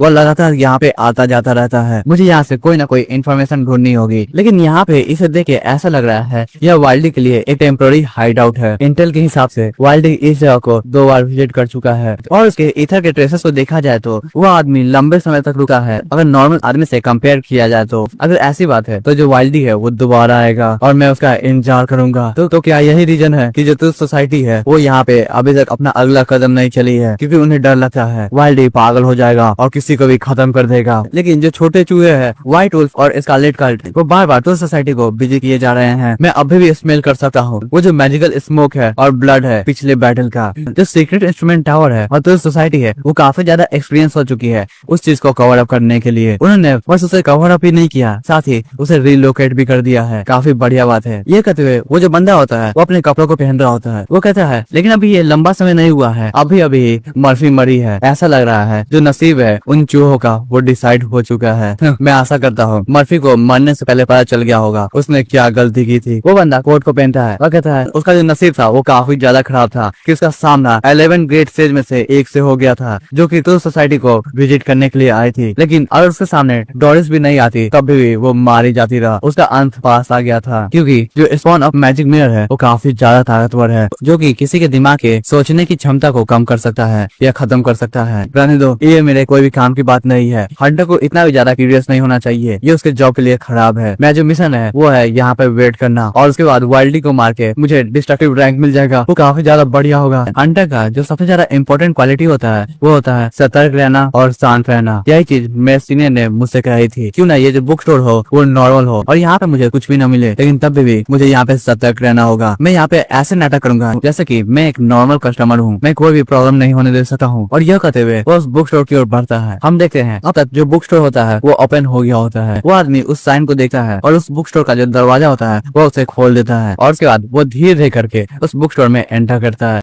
हम देख पाते हैं वो जैसे जैसे उस बुक स्टोर में एंटर करता है वैसे वैसे जो बारिश का पानी होता है वो उसके कपड़ों से गिर रहा होता है। तभी उसकी नजर सामने की ओर जाती है। वो सोच रहा होता है जैसा कि मैंने एक्सपेक्ट किया था, ये जो बुक स्टोर का डिजाइन है वो काफी ज्यादा अजीब है। मैं यहाँ पे एक भी सुपर नेचुरल ऑरा को महसूस नहीं कर सकता हूँ। फिर उसकी नजर गार्गोयल पे जाती है। वो सोच रहा होता है ओह तो यही चीज क्वालिटी ने बनाया है। उसका जो क्राफ्टमैनशिप है वो काफी डिसेंट है और जैसा मैंने कहा था ये किसी के भी मर्डरस इंटेंट को और अटैक को ऑटोमेटिकली डिटेक्ट कर सकता है। मुझे और ज्यादा अलर्ट रहना चाहिए। अगर दूसरे शब्दों में कहूँ तो अगर मुझे इसे मारने का कोई भी इंटेंशन नहीं होगा तो मैं पूरी तरीके से सेफ हूँ। मैं अपने स्किल पे काफी ज्यादा भरोसा रखता हूँ, मुझे कुछ भी नहीं होने वाला है। क्यों नहीं यहाँ पे एक और डिस्ट्रक्टिव रैंक का मेज आ जाए, तब भी उन सबको कुछ भी नहीं पता चलेगा कि मैं कौन हूँ। अब मुझे इस बुक स्टोर ऑनर को हैंडल करना है और इसके अलावा कुछ भी नहीं। ये एकदम नॉर्मल पर्सन है लेकिन वाइल्डी ने इसे चूज किया है, कुछ तो बात होगी। मुझे सतर्की से इससे बात करना चाहिए नहीं तो मैं एक्सपोज हो जाऊंगा। लिंजी अपने कस्टमर को देखता है और मुस्कुराते हुए कहता है आपका स्वागत है। वो मन ही मन सोच रहा होता है ओह तो एक और नया कस्टमर आ गया है, ये कितनी अच्छी बात है। एक सप्ताह से यहाँ पे एक भी कस्टमर नहीं आया था। ऐसा लग रहा था मैं पुराने दिनों में आ चुका हूँ जहाँ पे एक भी कस्टमर मुझे विजिट करने के लिए नहीं आया करते थे। हालांकि वो इतने भी बुरे दिन नहीं थे, वो काफी बढ़िया दिन थे। लेकिन कौन नहीं चाहेगा कि वो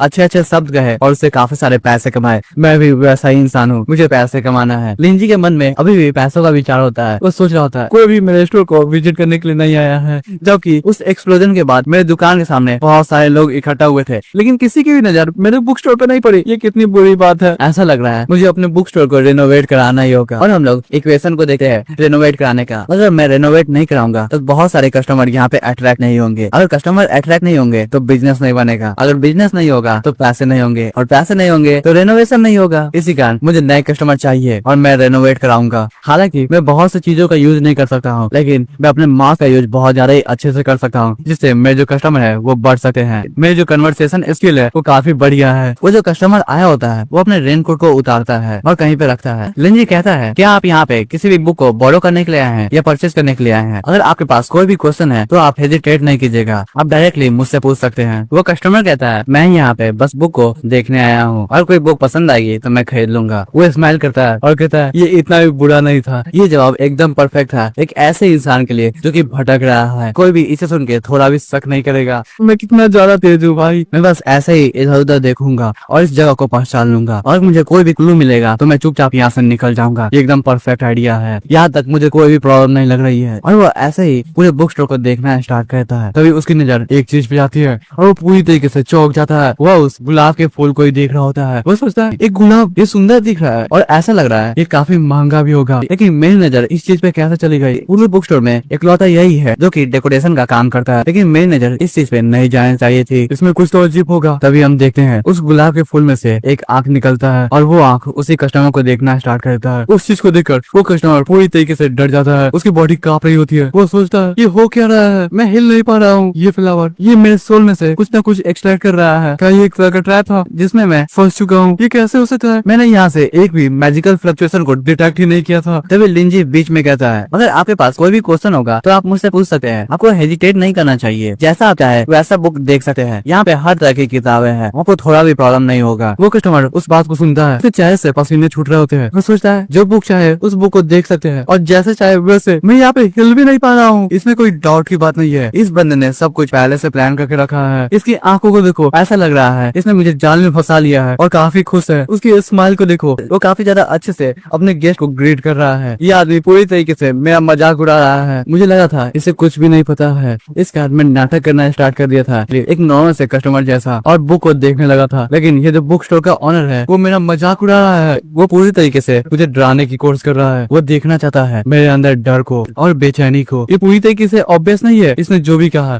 इसने कहा था मैं जैसे चाहूँ वैसे इस बुक स्टोर को देख सकता हूँ। मैं रोकने की तुम्हें कोशिश नहीं कर रहा हूँ, लेकिन वो कहना चाहता है तुम देख सकते हो लेकिन तुम मूव नहीं कर पा रहे हो। मेरे प्यारे कुत्ते, ये आदमी पक्का ही ऐसा कुछ सोच रहा होगा। मुझे इससे ज्यादा बेइज्जती कभी भी महसूस नहीं हुई है। मुझे अभी काफी ज्यादा गुस्सा हो रहा है। अगर ये मुझे मार देता रहा तो काफी ज्यादा अच्छा होता रहा, लेकिन वो मुझे धीरे धीरे करके मारना चाहता है, डरा कर। लेकिन सबसे ज्यादा डरावनी बात यह है कि अगर मेरे जितने भी सेंस है वो अच्छे से काम कर रहे हैं तो मेरे सोल में से कुछ चीज को निकाला जा रहा है, मुझे अंदर से फाड़े जा रहा है। ये चल क्या रहा है मेरे बॉडी के अंदर। और हम देखते हैं वो जो कस्टमर होता है वो रो रहा होता है। वो कहता है मुझे समझ में नहीं आ रहा है, मेरी जो पावर है और कॉन्शियसनेस है वो अभी भी है, लेकिन मैं कुछ कर क्यों नहीं पा रहा हूँ। जो लाचारी है ना कुछ करने की वो मैं महसूस कर रहा हूँ। ऐसा लग रहा है वो चीज मुझे खा रहा है। और हम देखते हैं एक ब्लैक एनर्जी उसके सोल में से किसी चीज को निकाल रही होती है। वो सोच रहा होता है मैं यहाँ से अब पीछे नहीं हट सकता हूँ, लेकिन जो ड्रामनी चीज है वो है जब तक मैं मर नहीं जाता हूँ मुझे ऐसे ही खड़े रहना होगा। नहीं, मैं ऐसा नहीं होने दे सकता हूँ। वो मुझे ऐसे ही मार क्यों नहीं दे रहा है, वो इतना डरा क्यों रहा है। वो पक्का ही एक बुरा डेविल होगा, इसमें मेरी ही गलती है। मुझे गिव अप कर देना चाहिए। मुझे अब बचाएगा कौन? प्लीज कोई मेरी मदद करो, कोई मेरी मदद करो। तभी लिन की नजर अपने कस्टमर पे जाती है। वो देख पाता है उसका कस्टमर काफी डरा हुआ होता है। वो कहता है माय डियर कस्टमर, क्या आपको कुछ चाहिए? क्या आप यहाँ पे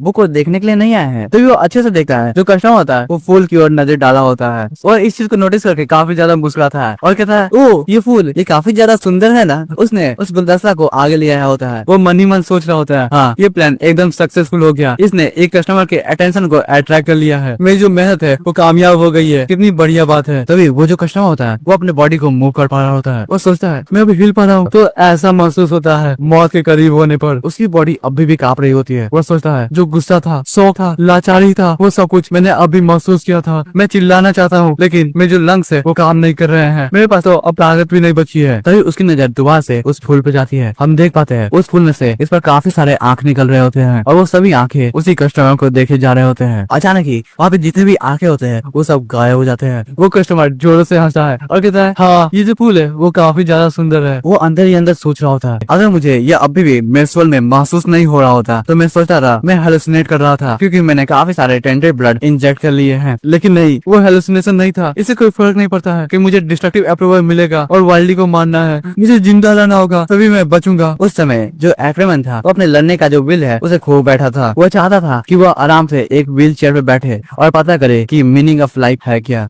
वो जो बंदा होता है वो काफी हुए कहता है हाँ ये जो फूल है वो काफी सुंदर है। लिन कहता है तारीफ के लिए आपका बहुत बहुत शुक्रिया, मैं काफी ज्यादा खुश हूँ। लेकिन हम देखते हैं वो जो पौधा होता है वो काफी अलग रिएक्ट कर रहा होता है। लिन सोचता है ऐसा लग रहा है ये जो कस्टमर है उसे पौधे बहुत ज्यादा ही पसंद है और मैंने जितना भी मेहनत किया है वो आज पे कर रहा है। जितने भी क्रिएचर होते हैं उनके अंदर एक सोल होता है जो की पसंद करता है पौधों को, फूल को, पेड़ को, उन सभी चीजों को। ये एक तरह का रोमांस होता है। अब मुझे प्रॉफिट की बात पे आनी चाहिए। धीरे धीरे करके मुझे अपना अगला कदम चलना होगा। जो डिटेल है वो सही में मायने रखते हैं जैसा कि बड़े बुजुर्ग कह गए हैं। और मिस डोरिस ने कहा था इसका अपना माइंड है। हालांकि मुझे नहीं लग रहा है वो किसी से कहानी सुनी होगी और मुझे चिपका दी होगी, लेकिन मैं वैसे सोच को रिस्पेक्ट करता हूँ क्योंकि वह एक युवा का दिल है। एक न एक दिन जाके उन्हें पता चल जाएगा ये सब झूठ है। तो उन्हें कैसा महसूस होगा? बहुत ज्यादा ही बुरा। मैं उसे इमेजिन ही नहीं कर सकता हूँ क्योंकि मैं बचपन से ही बहुत ज्यादा ही जीनियस रहा हूँ। सब कुछ मुझे पहले से पता था। मेरे आसपास में जितने भी लोग रहा करते थे वो सब बहुत ज्यादा ही मूर्ख थे, लेकिन मैं हमेशा से जीनियस रहा हूँ। भाई मेरा जीनियस, मैं कितना जीनियस हूँ। नहीं, मुझे अपने काम की बात से नहीं हटना चाहिए। लेकिन अगर उन्हें पता चल गया कि मैं उनके पौधे को एकदम अच्छे से वैल्यू दे रहा हूँ तो वो पक्का ही खुश होगी और उससे मैं एक और कस्टमर भी गेन कर लूंगा। लिन को ऐसा देखकर जो पौधा होता है वो काफी ज्यादा गुस्से में होता है। ऐसा लग रहा होता है वो पौधा लिन की बातों को समझ रहा है जो भी वह अपने मन में सोच रहा था। लिन अभी भी खुश होता है। वो सोचता है मैंने तो बस इस पौधे को अच्छे से पाला है और रोज पानी दिया है। मुझे अब से और भी ज्यादा ध्यान रखना चाहिए जिससे और भी सारे कस्टमर यहाँ पे आए। वो उस पौधे को बहुत ज्यादा ही प्यार से देखा है। इस चीज को देखकर जो कस्टमर होता है वो काफी डर गया होता है। वो सोच रहा होता है यह चल क्या रहा है? नहीं, ये जो बुक स्टोर का ऑनर है वो लोगों के साथ खेलता है और वो इस फूल के साथ काफी ज्यादा क्लोज है। ऐसे लग रहा है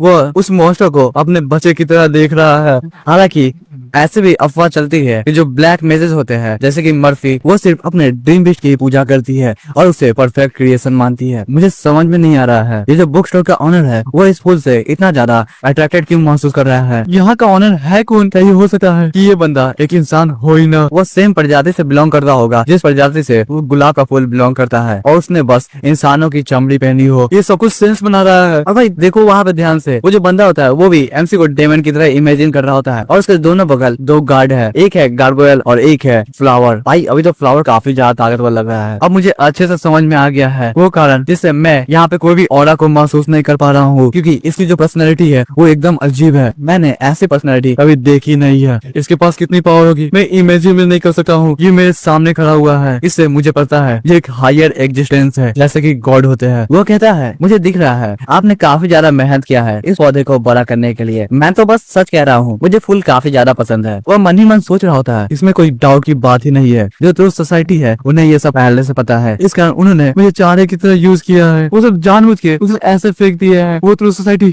मैं उन्हें छोड़ूंगा नहीं। लेकिन वाल्डी जैसा एक इंसान इस जगह को हाइड आउट की तरह कैसे यूज कर सकता है? और उससे भी बड़ी बात यह है कि वो यहाँ पे अक्सर आया करता है। ये काफी खतरनाक जगह है, मुझे यहाँ से निकल जाना चाहिए। मुझे अभी भी एकदम नेचुरली एक्टिंग करनी होगी। मुझे दिखाना होगा कि मैं अभी जल्दी में हूँ और ऐसे ही मैं निकल जाऊंगा। वो निकलने के लिए पीछे मुड़ ही रहा होता है, तभी लिंजी की नजर उस पर पड़ जाती है और वो चौंकते हुए उसकी ओर देख रहा होता है। जो कस्टमर होता है वो कहता है ओ मैं काफी लेट हो चुका हूँ, ऐसा लग रहा है मैं अभी काफी बिजी हूँ, मुझे दोबारा। तभी लिंजी कहता है मेरे प्यारे कस्टमर ऐसा लग रहा है तुम काफी बीमार हो। उस बात को सुनकर वो जो कस्टमर होता है वो काफी डर गया होता है और कंफ्यूज भी होता है। उसके चेहरे पर से पसीने छूट रहे होते हैं। वो कहता है मैं लिन कहता है मैं देख सकता हूँ तुम्हारा चेहरा पीला पड़ चुका है। और यह कहते हुए उसका जो हाथ होता है वो उस गुलदस्ते पे होता है। इस चीज को देखकर वो कस्टमर रोने ही वाला होता है। लिन कहता है क्या तुम्हें थोड़ी देर आराम चाहिए? मैंने सब कुछ प्रिपेयर कर रखा है, एक चेयर अपने कस्टमर के लिए जो कि काफी ज्यादा थके होते हैं। ये काफी ज्यादा अच्छा भी है जहाँ पे तुम रिलैक्स कर सकते हो और हम दोनों एक साथ बात कर सकते हैं। तुम्हें वहाँ पे बैठ जाना चाहिए। वो जो कस्टमर होता है वो काफी ज्यादा डर रहा होता है। वो सोचता है बैठ जाना चाहिए, नहीं उसे पता चल गया कि मैं यहाँ से भागने वाला हूँ। क्या वो गुस्सा है क्योंकि मैंने उससे परमिशन नहीं लिया है? लेकिन वो मुझे रोक क्यों रहा है जब मैंने सोचा था कि मैं यहाँ से चला जाऊंगा? वो कहता है नहीं मैं पूरी तरीके से अच्छा महसूस कर रहा हूँ। लिन कहता है ओह तो ऐसी बात है, लेकिन तुम्हें अपने आप को इतना फोर्स नहीं करना चाहिए। वो मन ही मन सोच रहा होता है ये कस्टमर काफी ज्यादा जिद्दी है, मुझे लग रहा है मुझे काफी ज्यादा मेहनत करनी पड़ेगी। वो अपने खराब साइड को यहाँ पे स्टोर नहीं करना चाहता है। उसके लाइफ में काफी सारे प्रॉब्लम होंगे। अगर मैं इसके लुक को जज करूँ तो ये एक टिपिकल ऑफिस वर्कर है जिसकी एज 35 साल होगी। इसके जैसे जो लोग होते हैं उसके पास एक बॉस होता है और एक पत्नी होती है। उनका जो लाइफ होता है वो काफी तंगी में चलता है। अब मुझे अपने प्यारे प्यारे शब्द इसे बताने होंगे जिससे यह मेरा एक परमानेंट कस्टमर बन जाए। और मुझे ये भी बात मेंशन करने की जरूरत नहीं है, ऐसे भटकने वाले जो लोग होते हैं जिनके अंदर बहुत सारी फीलिंग्स होती है उन्हें आराम से ही मोटिवेट किया जा सकता है। इससे मुझे काफी सारे पैसे मिलेंगे। मुझे बस अच्छे अच्छे शब्द कहने हैं और उसके बाद तो सब कुछ हो ही जाएगा। लिन कहता है तुम्हें चिंता करने की कोई भी जरूरत नहीं है, तुम्हें आराम से बैठ जाना चाहिए। यहाँ पे कोई भी नहीं है, किसी को भी नहीं पता चलेगा कि यहाँ पे क्या हुआ है। लिन की ऐसी बात को सुनकर वो जो कस्टमर होता है वो और भी ज्यादा डर जाता है। उसे लग रहा होता है जो लिन है वो उसे धमकियां दे रहा है। लिन आगे कहता है रिलैक्स, मुझे अपने पुराने दोस्त की तरह समझो और तुम मुझसे कैसे भी बातें कर सकते हो, मुझे उससे कोई भी प्रॉब्लम नहीं होने वाली है। क्या कुछ तुम्हें परेशान किया जा रहा है? तुम डायरेक्टली मुझसे क्यों नहीं कह देते हो? मैं बहुत ज्यादा ही अच्छा हूँ दूसरे के दिल को खोलने में। वो कस्टमर इस बात को सुनता है और सोचता है दिल को खोलने में क्या ये मेरे दिल को फाड़ने वाला है? ये तो एक धमकी है। नहीं, ये मुझे डराने की कोशिश कर रहा है। अगर मैं यहाँ पे नहीं बैठूंगा और अपने आप को एक्सप्लेन नहीं करूंगा तो कुछ बुरा मेरे साथ हो सकता है। ये मुझे पता चल रहा है। ये जो भी कहने की कोशिश कर रहा है वो एकदम क्लियर है। मुझे सतर्क रहना होगा अभी तो। लेकिन क्या मैं इसे सब कुछ कह सकता हूँ? क्या मुझे इससे कुछ पूछना भी चाहिए? नहीं, अगर मैं इसे सच बता दूंगा तभी वो कहता है मुझे क्या परेशान करेगा। ऑफ कोर्स मैं यहाँ पे वेट कर रहा था वाइल्डी का। इस बुक स्टोर में वो जैसे ही आता मैं उस पर हमला कर देता था और मुझे डिस्ट्रक्टिव मेज का टाइटल मिल जाता। लेकिन यहाँ पे क्या हुआ, तुमने मुझे पकड़ लिया है और मैं यहाँ पे फंस चुका हूँ। इतना सुनते ही हम देखते हैं जो लिंजी का चेहरा होता है वो टूटने लगता है। वो कहता है तुमने सही कहा, तो शुरुआत से तुम्हें यही परेशान किए जा रहा था। हम देखते हैं लिंजी के चेहरे में से बहुत सारे मॉन्स्टर निकलते हैं। वो मॉन्स्टर कहते हैं तो ठीक है मैं तुम्हारे दिल को अब खोलने वाला हूँ। वो कस्टमर कहता है नहीं। लेकिन वो जो मॉन्स्टर के टेंटेकल्स होते हैं वो उस कस्टमर को पकड़ रहे होते हैं। उस कस्टमर की आंखों से आंसू आता है। वो चीखता है तभी उसकी आंखें खुलती है। वो सोच रहा होता है नहीं ऐसा नहीं होना चाहिए, मैं इससे डायरेक्टली कुछ भी कैसे कह सकता हूँ। लिंजी उसे देख रहा होता है और काफी कंफ्यूज होता है। वो सोच रहा होता है क्या मैंने इसके दिल को खोल दिया है? ऐसा लग रहा है ये मुझे सब कुछ बताने ही वाला है। तो ये कहता है ओ मैं तो भूल ही गया था, आप अभी भी खड़े हैं और मैं आपसे बातें किए जा रहा हूँ, मुझे माफ कर दीजिए। आपको इतना भी ज्यादा पोलाइट होने की जरूरत नहीं है, आप मेरे कस्टमर है तो आप आराम से बैठ जाइए। वो जो बंदा होता है वो सोच रहा होता है मैं इससे ज्यादा बेइज्जत कभी भी नहीं हुआ हूँ, लेकिन मैं अभी अपने आप को रोक भी नहीं सका हूँ। ये बंदा मुझे कठपुतली की तरह नचा रहा है। मेरा जो माइंड है और बॉडी है वो भी अच्छे से काम नहीं कर रहा है और वो उस सीट पे बैठ जाता है। वो सोच रहा होता है मैं अभी रोना चाहता हूँ, लेकिन मुझे अभी भी हंटर करियर को स्टार्ट करना होगा। अगर मैंने यहाँ पे रो दिया तो मेरा जो हंटर करियर है वो बर्बाद हो जाएगा। नहीं, मैं ये नहीं कर सकता हूँ। और भाई इसे चेहरा देखो, वो एकदम रोने के बराबर हो चुका है। लेकिन उसे बैठते हुए देख रहा है और सोच रहा था बढ़िया, अब ये सब कुछ का स्टार्ट है। मुझे इसे बैठाने में काफी ज्यादा मेहनत लगा, लेकिन अगर ये बैठ गया है और मुझसे बात स्टार्ट कर देगा, इसका मतलब मैंने अपने पहले स्टेप को कंप्लीट कर लिया है। मैंने तो इसे कुछ ज्यादा ही डिफिकल्ट इमेजिन कर लिया था। इस तरह के जो लोग होते हैं वो अपने ही में रहते हैं, काफी ज्यादा अड़े हुए रहते हैं। मुझे ये काम एकदम सतर्की से करना चाहिए और धीरे धीरे करके अपना इनिशिएटिव को आगे बढ़ाना चाहिए। मुझे पता है मैं इसके दिल को आराम से खोल दूंगा। मैं देख सकता हूँ इसका एक 100 पार्ट भी है इसके कठोर दिल में। भाई इस समय यह सोच रहा होता है कि वो उस बंदे से काफी सारे पैसे कमा सकता है, लेकिन जो कस्टमर होता है वो ली के चेहरे को देखता है और उसे लग रहा होता है जो लिन है वो उसे खाने वाला है। वो सोचता है नहीं, मुझे ऐसा लग रहा है वो आदमी मुझे खाने की तरह देख रहा है, मुझे दोबारा सोचना चाहिए, क्या मुझे यहीं पे बैठे रहना है। वो घबराते हुए कहता है वेल एक्चुअली। लिन कहता है सब कुछ बढ़िया है, क्या आप मुझसे कुछ कहना नहीं चाहते हैं? चलिए मैं ही गेस कर लेता हूँ, आप अपने आप को अपोज कर रहे हैं, है ना? वो कस्टमर इस बात को सुनकर काफी ज्यादा बहुत चौंका हो गया होता है। उसे उम्मीद नहीं होती है कि लिन को ये बात पता होगी। वो सोचता है ये जानता है, इसे पहले से पता था कि मैं यहाँ पे डिस्ट्रक्टिव रैंक मेज का अप्रूवल लेने आया हूँ। इसे पता ही होगा। अगर इसे नहीं पता होता तो ये बात काफी ज्यादा वियर्ड होती था। इसे शुरुआत से ही सब कुछ पता था, लेकिन तब भी ये मुझसे बातें किए जा रहा है और कुछ भी नहीं। क्यों ऐसा, क्यों ये कर क्यों रहा है? लेकिन दूसरी तरफ सोच रहा होता है एक्सीलेंट, मेरी जो बोलने की टेक्निक है तो काम कर रही है। अब मैं इसके सोल को हिल करने वाला हूँ अपने प्यारे प्यारे शब्दों से। और हमें पुशिंग योरसेल्फ का डेफिनेशन बताया जाता है। यह एक प्रोफेशनल टर्म है जो कि मिस्टर लिन यूज करता है जब भी किसी को प्रॉब्लम होती है। ये प्रॉब्लम कुछ भी हो सकती है, जैसे कि तुम एक नई स्किल सीखना चाहते हो, अपने आप को इम्प्रूव करना चाहते हो, उस समय आप अपने आप को पुश करते हो। जैसे कि अगर आप 6 घंटा पढ़ते हो, जो कि नहीं पढ़ते होगे, लेकिन आपको 8 घंटा पढ़ना है, तो आप अपने सीट पे बैठ के अपने आप को पुश कर रहे हो। यही इसका सिंपल मीनिंग था। लिन उस कस्टमर की आंखों को देखता है। वो सोच रहा होता है ये पूरी तरीके से क्लियर है, वो जो कस्टमर है वो खो चुका है, उसकी सिचुएशन काफी खराब है, तो ये बात एकदम परफेक्ट फिट कर रही है। ये कुछ ना कुछ इसके काम से रिलेटेड है। तो वो जो कस्टमर होता है वो सोच रहा होता है चलो ठीक है, मुझे इसे सब कुछ सच सच बता देना चाहिए, इससे छुपाने का कोई फायदा नहीं होगा। वो सांस को छोड़ता है और सोचा होता है आफ्टर ऑल मैं तो बस एक डिस्ट्रक्टिव रैंक टाइटल को लेना चाहता था, इससे बड़ी बात क्या है?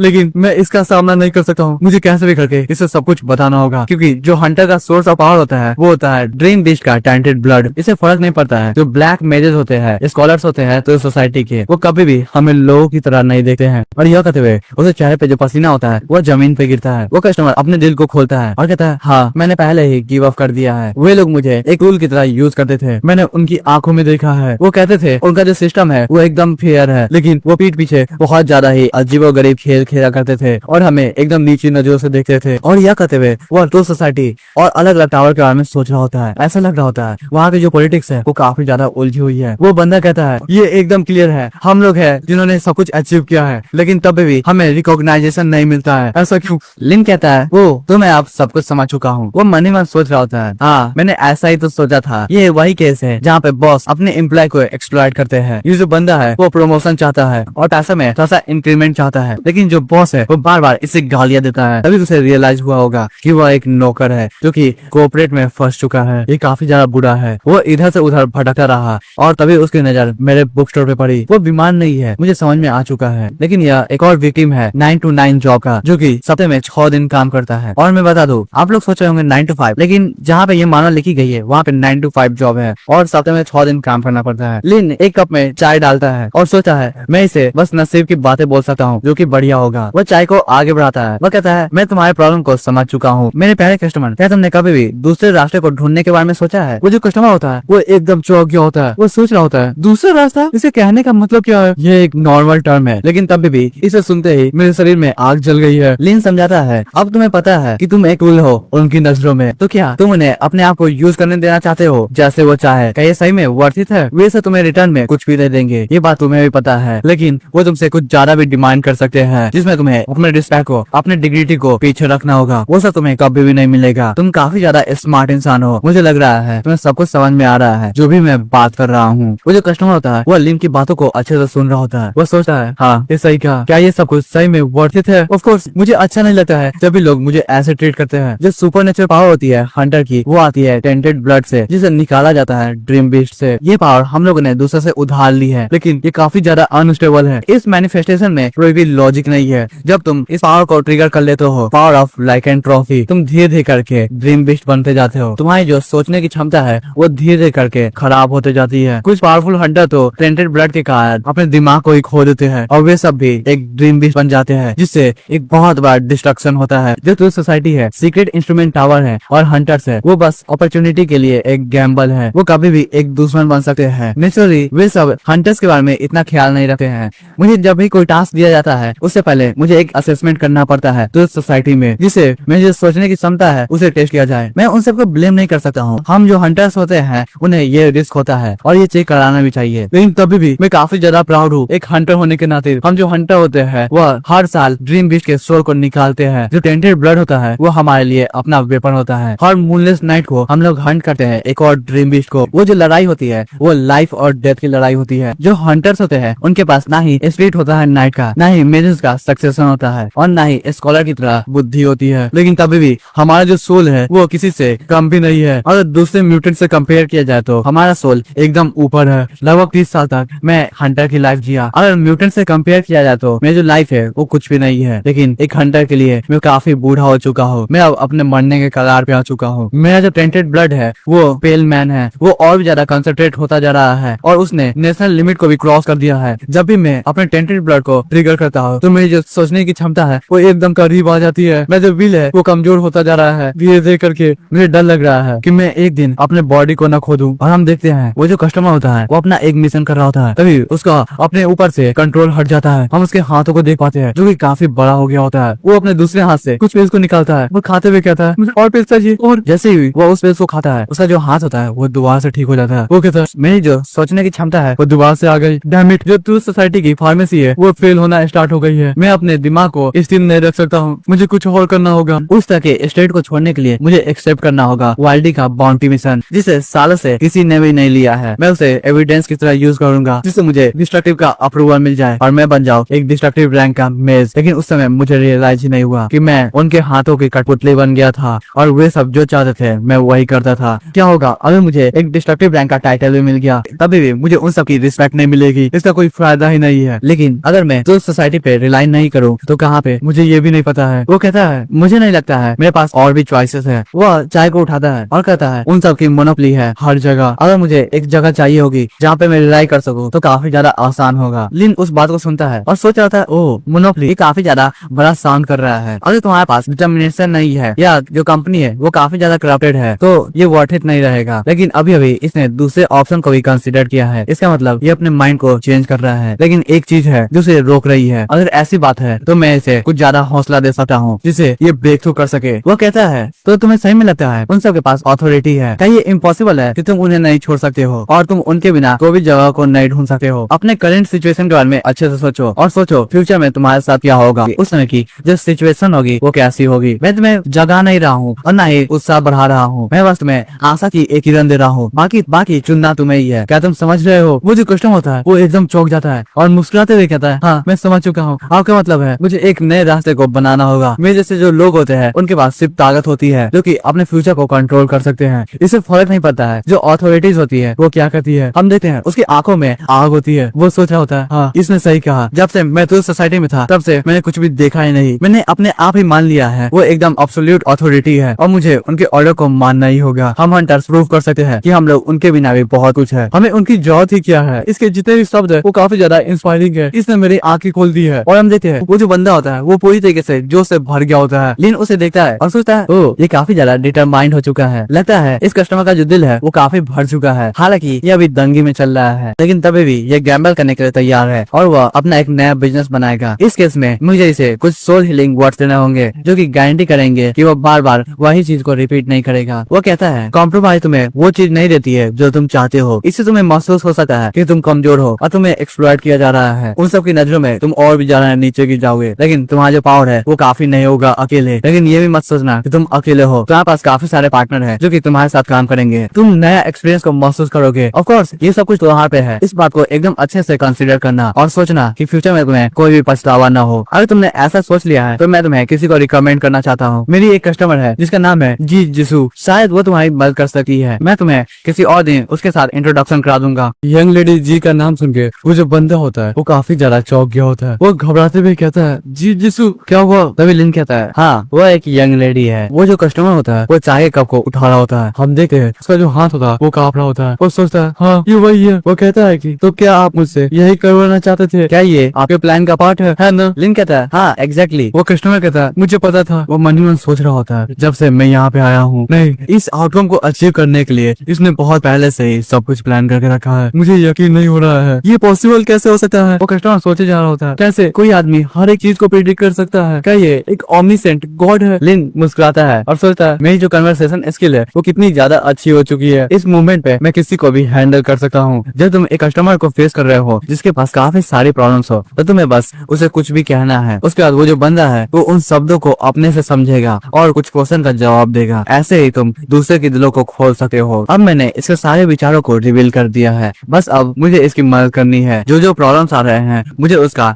सोल्यूशन देना होगा। सोल्यूशन से याद आया, मुझे लग रहा है ये जो बंदा है वो अपना एक बिजनेस स्टार्ट करेगा, जो कि बढ़िया बात है। आफ्टर ऑल जितने भी लोग होते हैं 9 to 5 करने वाले, वो हमेशा ही बिजनेस को स्टार्ट करते हैं, लेकिन तब भी उसमें बहुत से लोगों का लॉस होता है। पहले वो बॉस से बुले हुए और उनके हाथों का टूल बन गए। ये काफी ज्यादा डैमेजिंग होता है उनके मेंटल और फिजिकल हेल्थ के लिए। उस चीज को कंटिन्यू करने से उनका जो लाइफ है वो और भी ज्यादा खराब हो जाएगा। ये तो सही है कि उसने एक नए रास्ते को चूज किया है। ये मेरे कस्टमर के लिए पक्का ही बेटर चॉइस होने वाला है। लेकिन एक मिडिल एज का आदमी जो कि बहुत साल से नौकरों की तरह कॉर्पोरेट में काम कर रहा है, उसके लिए काफी ज्यादा मुश्किल होगा एक बिजनेस को स्टार्ट करना। इसमें बस डिटर्मिनेशन ही नहीं, साथ ही प्लान और कैपिटल भी चाहिए होगा। लेकिन मैं इसकी चिंता को कम कर सकता हूँ, इसके अलावा मैं कुछ भी नहीं कर सकता हूँ। मुझे बस मैक्स श्योर करना होगा ये जो मेरा कस्टमर है वो लंबे समय तक मेरे पास आता रहे। मुझे बस इसे रीअश्योर करना होगा। नसीब से जो यंग लेडी जी है वो इसकी मदद कर सकती है। कम से कम मैं इसकी जॉब की गारंटी दे सकता हूँ। जैसा कि एक महान व्यक्ति कह गए हैं, अगर तुम्हें आग से फाइट करनी है तो तुम आग से ही लड़ोगे। और कम से कम नोकिन शहर में लोई रिसोर्सेज से बड़ा डोमिनेंट कंपनी कोई भी नहीं है। और हम देखते हैं जब लिन अपनी चाय के कप को उठाता है तब उस पे स्टाम्प होता है LR का, जो कि कंपनी है लोई रिसोर्सेज। हमें बताया जाता है लोई रिसोर्सेज के बारे में, यह एक डेवलपमेंट कॉर्पोरेशन है जिसे कंट्रोल करते हैं यंग लेडी जी के फादर। इनकी बेसिकली मोनोपोली है पूरे माइनिंग राइट्स में जो भी लोअर सिटी डिस्ट्रिक्ट में होते हैं। उससे ऊपर इनका हाथ हर एक मेजर इंडस्ट्री में है जो कि नोकिन में काम करते हैं। पूरे नोकिन शहर में इनका जो इन्फ्लुएंस है वो एकदम अनइमेजिनेबल है, जिसके बारे में तुम सोच भी नहीं सकते हो। चाहे तुम डेली लिविंग का सामान लो या कोई बिजनेस का, अगर तुम और भी ज्यादा गहराई में जाते रहोगे तो तुम्हें पता चलेगा परछाई में सब कुछ मिला हुआ है और हर एक परछाई जा रही है LR की तरफ। मेरे जैसा आउटसाइडर जिसको यहाँ पे आए हुए 3 साल ही हुए हैं,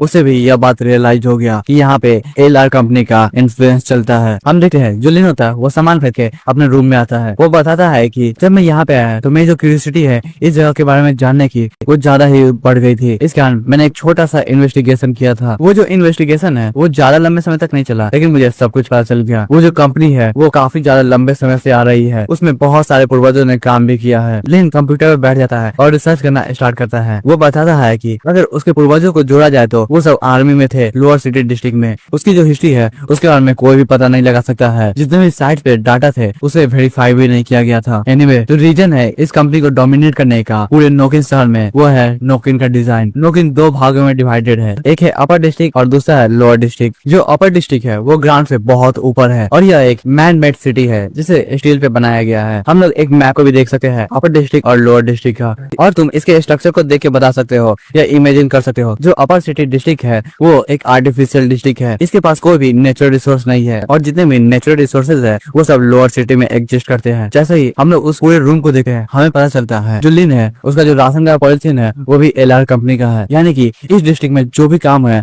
वो सब LR कंपनी ही करती है। वो हमें आगे बताता है जो लोअर सिटी डिस्ट्रिक्ट है उसे अंडरग्राउंड या ट्रांजिशन जोन भी कहा जाता है। बहुत पहले सिर्फ रूथ सोसाइटी के पास ही एक्सेस रहा करता था लोअर सिटी डिस्ट्रिक्ट में जाने का। वो हमेशा ही काफी ज्यादा स्ट्रिक्ट चेकिंग किया करते थे, लेकिन उसके बाद पता नहीं क्यों जो लोग थे लोअर सिटी डिस्ट्रिक्ट के उनका जो कॉन्टेक्ट है वो बोर्ड